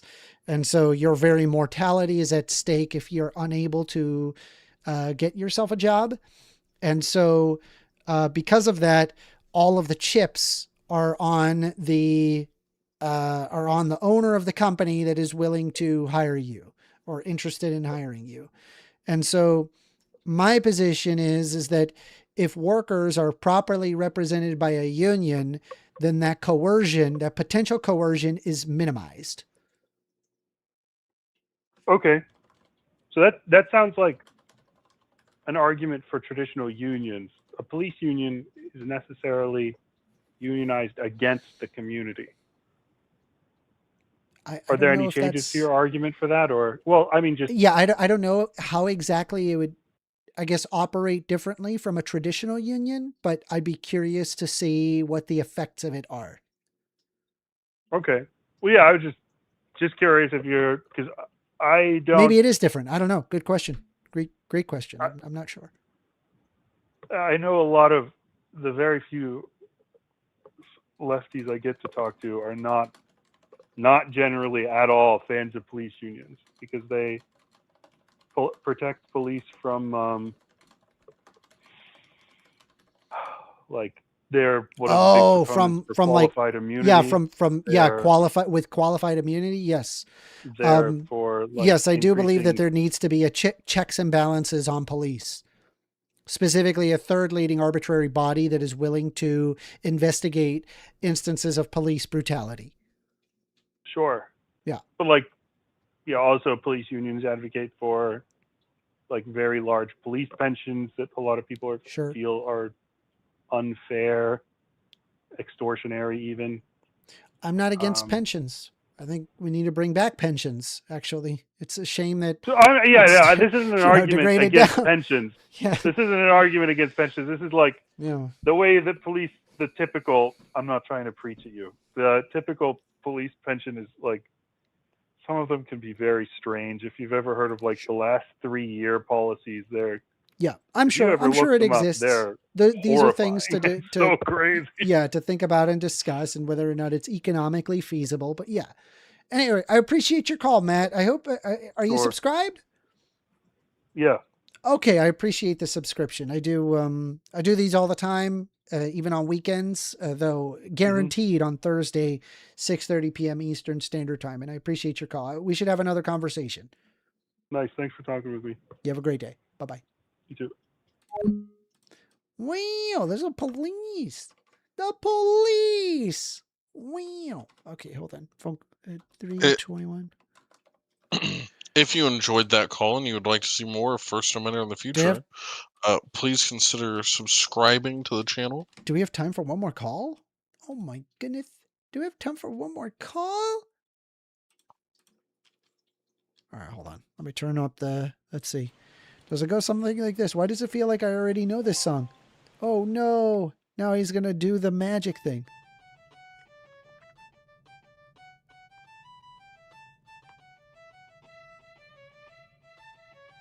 Let's go.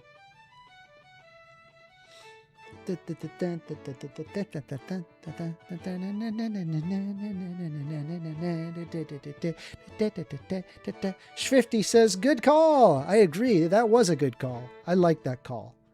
See, it doesn't have to be aggressive. You could talk to the woke liberal and I won't blow your head off. Okay, let's go. Figuratively, of course. All right, hold on. You're on the line with 1stAmender. Hey, how's it going, First? Hey, Rob, how you doing? I love how I recognize you. I recognize your voice instantly. Yeah. Instantly, Rob. Yeah. Yeah. It's warm. If I catch you in the street, I'm going to be like, is that Rob? Is that you, Rob?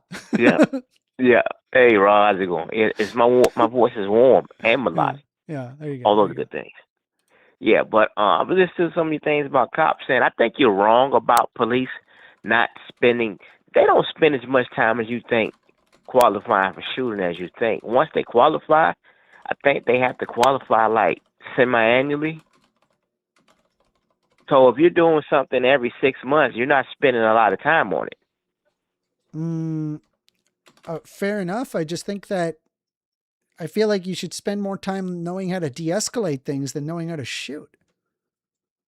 I mean, think about where we live. Yeah. We leave the world at all things shooting. So it's not realistic for us to go around worrying about de-escalate. For regular citizens to go to police training and then come out be like, well, I'm not worrying about getting shot or having to defend myself in a life or death situation as much as I am about de-escalated situations. It's not realistic. What do you think that the citizen who is now a police officer is more concerned about? like, are you saying that like a cop? What I'm saying that police What officers should are be what should everyday be people. what should be in their head when they show up to a service call? Do they show up thinking I could be shot, or how do I Yes, de-escalate this situation? they show up. I could be shot. Okay.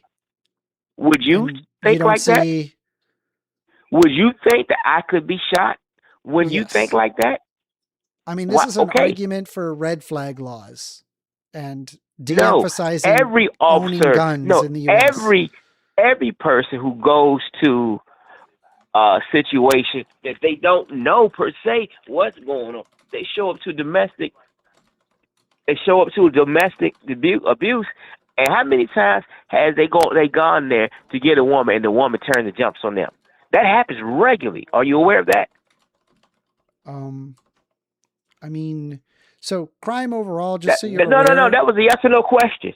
No, the Are answer you is aware no. of that? It's no. That's Okay, not that but no, often. but it happens regularly. No, it's not Things often. like that happen, or the woman has to go No, all and the things woman considered, crime attacks. is down.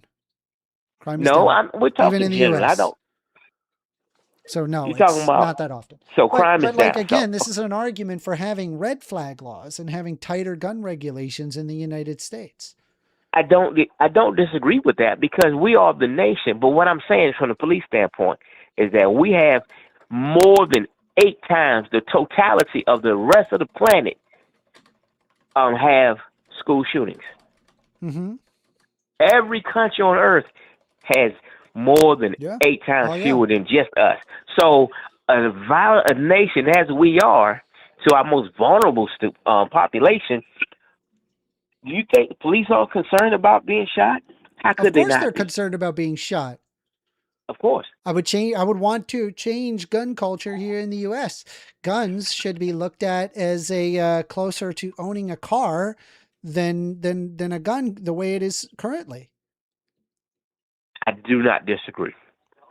I Based. don't, because I'm a gun owner.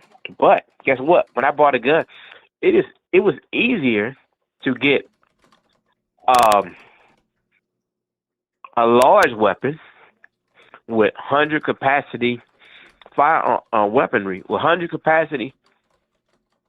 Excuse me, I'm eating. That holds over 100 things of ammunition than it is to get a handgun that holds 13. Easier. That's ridiculous.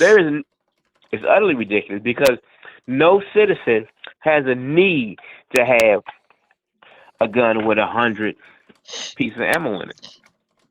There's just no need for a citizen to walk around with that type of handgun. I've always thought that it would be harder to have a gun with 100 capacity than a gun holding 13. Is that not the case? You're saying No. the opposite is the case? I'm saying I could have gotten, waiting for my stuff to come back, I could have gotten it easier if I had gotten the quote-unquote assault rifle. All right, explain. Because, well, hold on. To have an assault rifle, like an automatic assault rifle, you basically have to have a gun seller's permit. Well, no. I didn't say automatic. Just Well, when you said an just that. assault rifle. Well, I said quote-unquote assault rifle. Okay. It's not automatic, but it does have 100. You can have 100 bullets in it, which is insane. What does Joe Citizen need for that? Let me pull this up. Hold on. Mm-hmm. But what I'm pointing out to you is that okay, so it says here that both weapon types are subject to the same strict background checks, but purchasing a handgun often takes longer in Florida due to a mandatory 3-day waiting period. Furthermore, under federal law, you must be under 21 to purchase a handgun, while you can buy a rifle or a shotgun at 18. Federal law requires you to be 21 to buy a handgun, while long guns require you to be 18. In Florida, you have to wait 3 days. Florida does not restrict the capacity on magazines. However, large capacity magazines, such as 100 rounds, are specialty items and can be harder to source through local dealers than standard capacity magazines, such as a 13-round handgun. Where are you getting this info? When I went and got my gun, that was like 5-6 years ago. What state are you in? I'm in North Carolina. Okay. 5-6 years ago, I had to wait. You would have had to wait longer to get a large capacity firearm than you was to get a. We'll see here. Okay, so I'm looking in the chat. Somebody was saying no. The number does matter. There's a state issue, state by state. I'm telling that person it does matter, and I saw it when I went to get my own gun.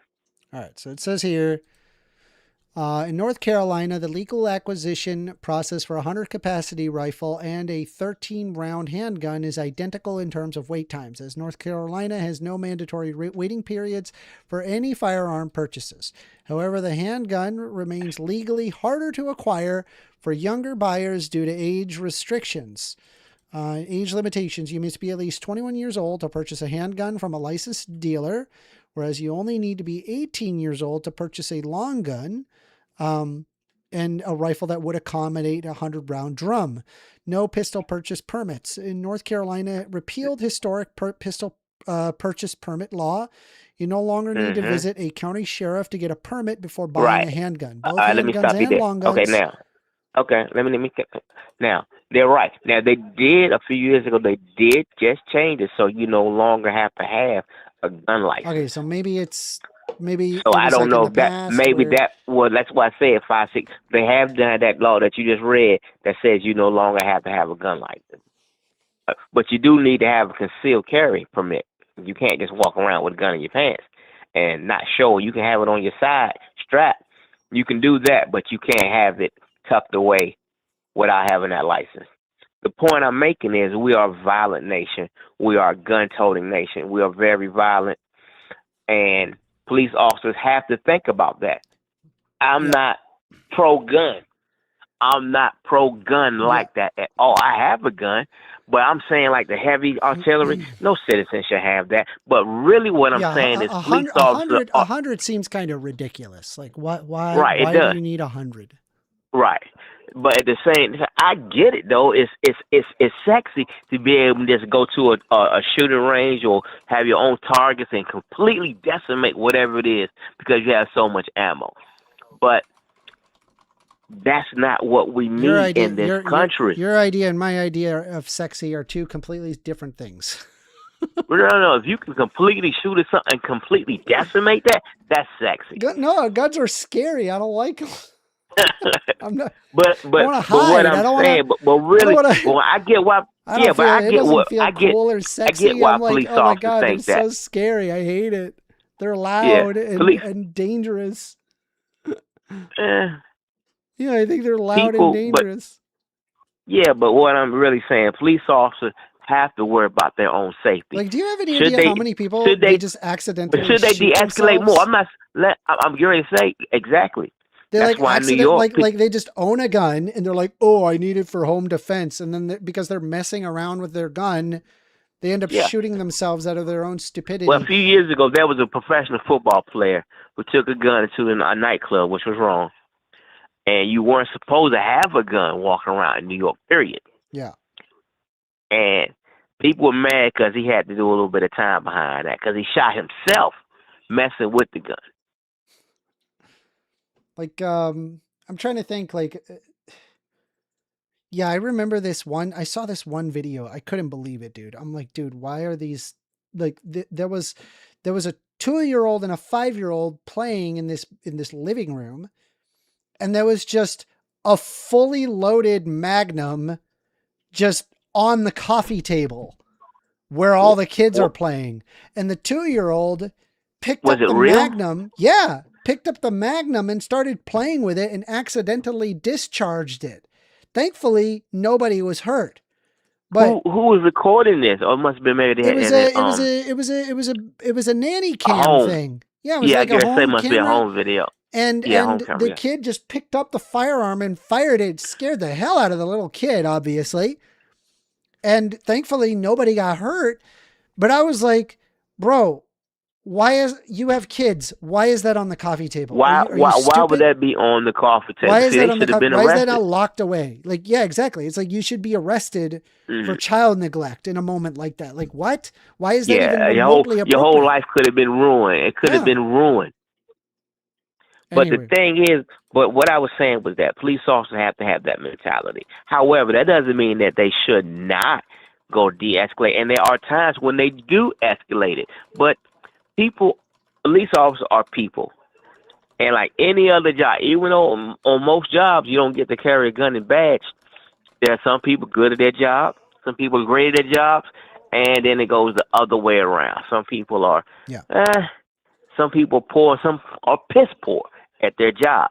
So the thing is, we need to weed out, and the police doesn't do enough self-correcting because they hate it when the public gets involved because they feel that it shows on all police. But to me, if you weeded out the piss poor police, that would show on all police.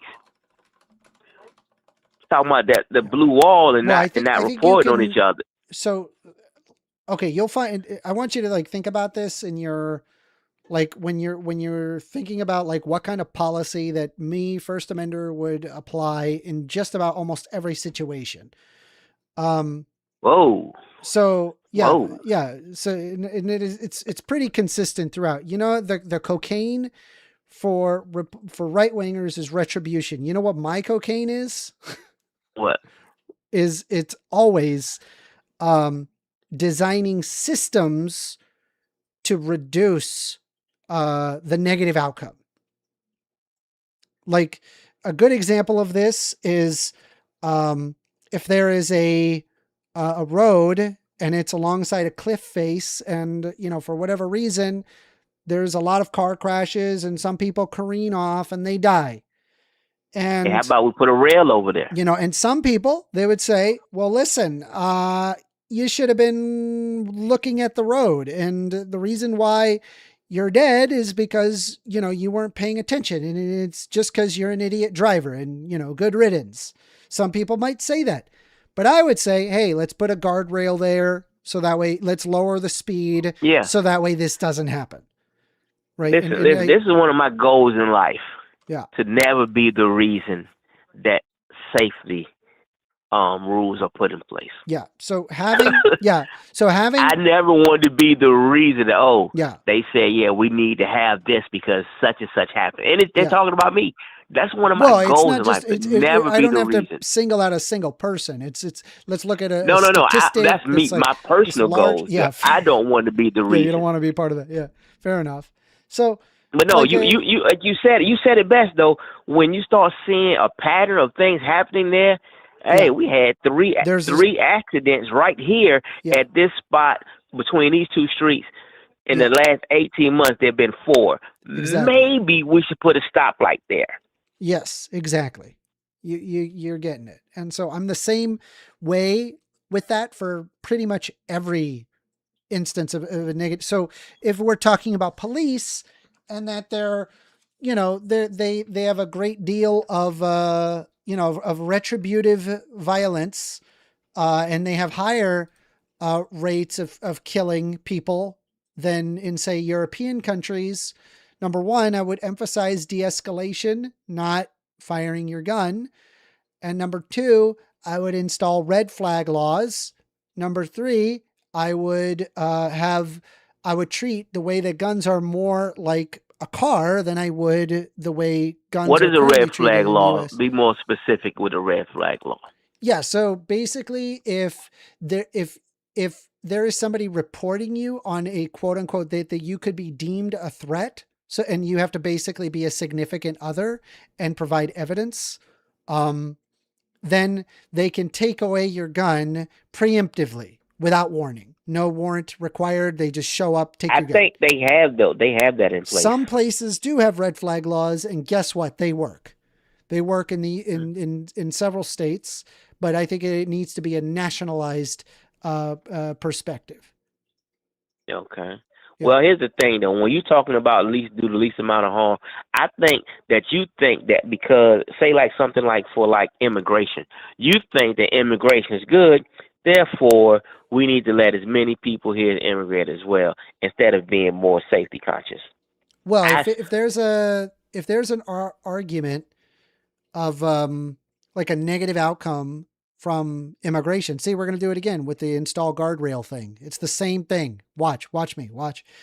If there's a lack of schools, awesome. Infrastructure, let's make more schools. Let's take on the fucking debt. Let's make the school. And then when we have more educated people that can contribute to the economy, it pays back in dividends. See? Now, at the same, but see, we're talking about immigrants. I'm designing here. systems to lead to better outcomes. Okay, but what we're talking about specifically illegal immigrants. You are fine with. Well, we've had this conversation. See, it goes tonight, back to the guardrail thing. No, hey, think about it again. What you basically advocate is open rails. Open borders. No, I'm not. You basically do. Because I'm but saying, then you say, why then you are say, there oh so well. many... But then you Hold say, on for a oh, second. if we catch them illegally, we can send them back and they can come back in. So, the illegal immigrant, I'd say, hey, let's make it easier to become a legal immigrant. I'm creating the system so where there would be less illegal immigrants, and let's say assuming that there would be people that would still be illegal, despite the fact that it is easier to become a citizen of the United States. Well, fine, fair enough, deport them. I'm not against that. How would it be easier to not come in to wait? But see, the thing is, how would it be an effective system if they come in so easily? And as I pointed out to you before, I talked about now the Americans was real. I remember I told you about that. How they had people based in America. What I would do. No, but what I'm saying is that we have hostile nations, and they'll come in here. Why are they hostile nations? There was the Cold War before. It's because of our shit foreign policy. Be that as it may. If you come in right now, if you became president of the United States right now, it would not matter that you were you. What would matter is that for umpteen years they've been enemy of us. You think Rush would be like, oh man, let's see how this guy does. 1stAmender, he's going to be great. I would take a non-aggression policy with these countries, and I would turn a new page. Non-aggressive, but would you protect your nation? The number one thing you have to do is protect this nation's borders. Sure, would you be willing to do that? Sure, I'd be okay with protecting my nation's border. Sure. Okay, so protecting your nation's border. I don't see how Mexico and Canada are any problem. I don't see how Cuba is a problem. I don't see how any of these countries nearby are a problem. Are you serious with that too, aren't you? Yeah. So you don't think that? So you don't think that? I think if you want to reduce the power of the cartel, I think you can, for example, stop the drug war. How? I just think that we should decriminalize drugs. We should instead look at it as a rehabilitative approach. So see how I'm designing these systems? Cocaine should be legal. No, heroin should be legal. No. Decriminalize is different from legal. These are different things. I'm okay with it being illegal, but I also think that people who are on it, they need genuine help. They need mental help. All right, they don't need to be put in a box. They just need help. You do now, realize if you're dealing that some people drugs, aren't. okay, maybe that's a different story. Maybe you got to be in the box.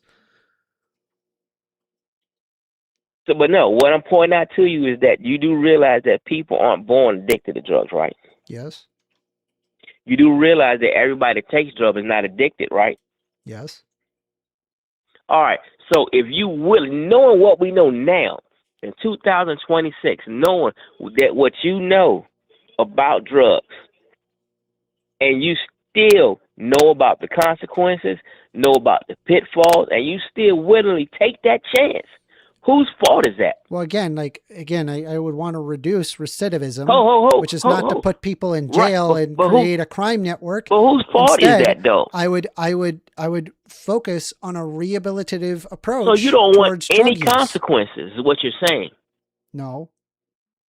I'm okay with consequences. That's what you just said. No, if you willingly chose, I didn't say that at all. If I said whose fault is, and you sidestep that issue of assigning fault to the individual. You sidestep that. Yes. There's no fault. There's no fault that a person willingly broke the law. That causes someone to be addicted to drugs. No, we're not talking about addicted. We're talking about taking drugs. You ever hear about When you know the Rat Park study? You're still not listening to what I'm saying. Hold on, you're not answering my question. You ever hear about the Rat Park study? My question to you is this: if you know the consequence of drugs, you know what is you know it's not legal. Have you ever heard of the Rat Park study? I need an answer first before I can answer yours. I need you to say yes. This person is at fault because you refuse to do that. When a person takes drugs willingly, knowing what the laws are, knowing what could possibly happen to them, even though there's a lot of people, it won't be me, we know it could be you. So so they go to schools, they have stories, they educate all these young people about everything, then they know what the laws are, and you still willingly take those drugs. Yeah. Whose fault is that? Yeah, again, you're placing the fault thing, and I'm telling you that I don't look because at it as a fault thing. Okay, let me Hold answer on, for you. I let you talk. I let you talk. Let me talk. Okay, let me answer for you. You didn't answer my question. Let me answer for you. I wanted to address the Rat Park study, right? I wanted to address that because I think that's important for this point regarding drugs and criminality. So, there was a study that was done on a bunch of rats where they were placed in a cage. They were placed alone, and then there were 2 water bottles. One of the water bottles was just regular water, and the other was water mixed in with some heroin.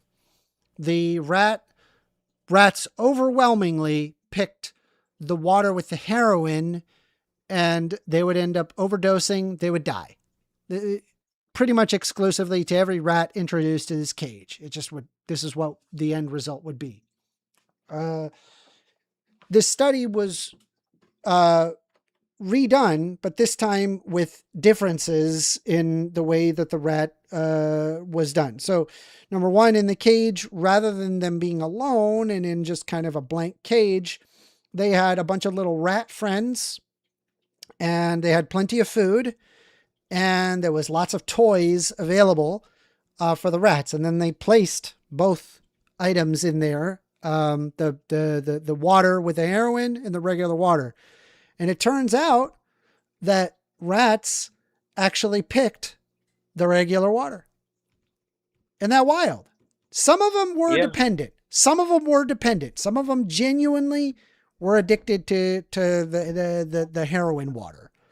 But the fact is this: having a community, having things available, leading a happy life pulls you away more from drugs than putting people in jail for drugs. Putting people in jail for drugs is just increasing the overall problem. It doesn't actually address the underlying concern of why people get addicted to drugs to begin with. That's interesting. But I mean, there's no real actual correlation between rats in a cage and people. So now, but what I was saying, you want to. They lead similar social lives, yeah, which is why they do rats. have vertebrae. You're right. I forget that sometimes. I mean, they're also mammals. They're more than just vertebrae. They are mammals. They are similar to us, and they're quite social creatures like we are. So that's why I like to think I'm a million times smarter than a rat. So, I'm sure you are a million times smarter than a rat. I'm not saying I would like to think smarter than a rat. Okay, I'm just pointing out that if you make the human version, I think if you make the human version of Rat Park, I think that you would have less people addicted. I believe that. Yeah, okay, I understand what your point is, but what I'm pointing out to you is that unlike the rats, as you use as an example, they had no way of knowing. They were being tested upon just to see what would happen. We know fully well what would happen with drugs. We know it's against the law. We know it has addictive. We heard all the stories. Yeah. And if I still choose to go out there and do and commit this crime and take these risks, it is no one's fault but my own. I disagree. Can we agree on that? I disagree. There is whose fault is it I choose to take drugs then? I disagree. I think, well, for example, you can establish a neurological dependency that is incurred by the drug itself. I'm not talking about after the fact. I'm talking about the first time. That's all on me. No, also no. I have peer no pressure is a neurological huge dependency. factor in how people end up taking drugs. It's still ultimately on me. Well, sometimes it is, sometimes it's not. It depends on the it's situation. Me.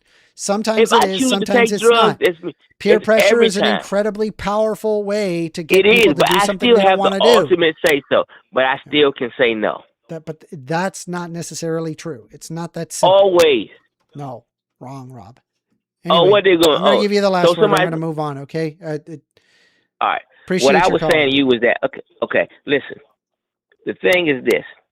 Once you talking about the things that you think are good things, such as immigration, be it legal or illegal, you're willing to take all the risk and let these people in and be let whatever comes what may. When we know that we have enemy countries that will use those borders to come through and sit here and then do something detrimental to hurt the country. If you do, I'd but be you don't perfectly believe okay that. with policing it.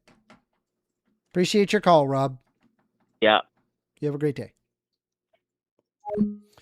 All right. I think that's the last call for the day. I'm going to just finish off this this quick discussion with Makar, and then we're going to call it. I hope you guys enjoyed that. If you guys did enjoy it, if you enjoy these conversations, hit the like, hit the subscribe if you're not subscribed. And share with a friend. Let's see. The sacred song you've conducted awakened me. I now myself know I am the sage of the wind temple. Okay. It is my fate to return power to repel evil to your master sword and to ease the regrets of my ancestors. Oh, 1stAmender, please, we must take me with you to the wind temple. Okay.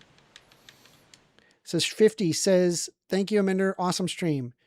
AOL says, 1stAmender, stop skipping past the actual point, the moment to decide to take drugs or buy them. That's when they broke the law. That's the part that he is asking you about. Yeah, I mean, I just think that there's a lot of factors to that. Number one, like, drugs are often given to you free for starters because, you know, they're very addictive. They know that they'll likely make you a customer. Maybe it's safe to say that in some situations they just do genuinely decide themselves and they make a mistake.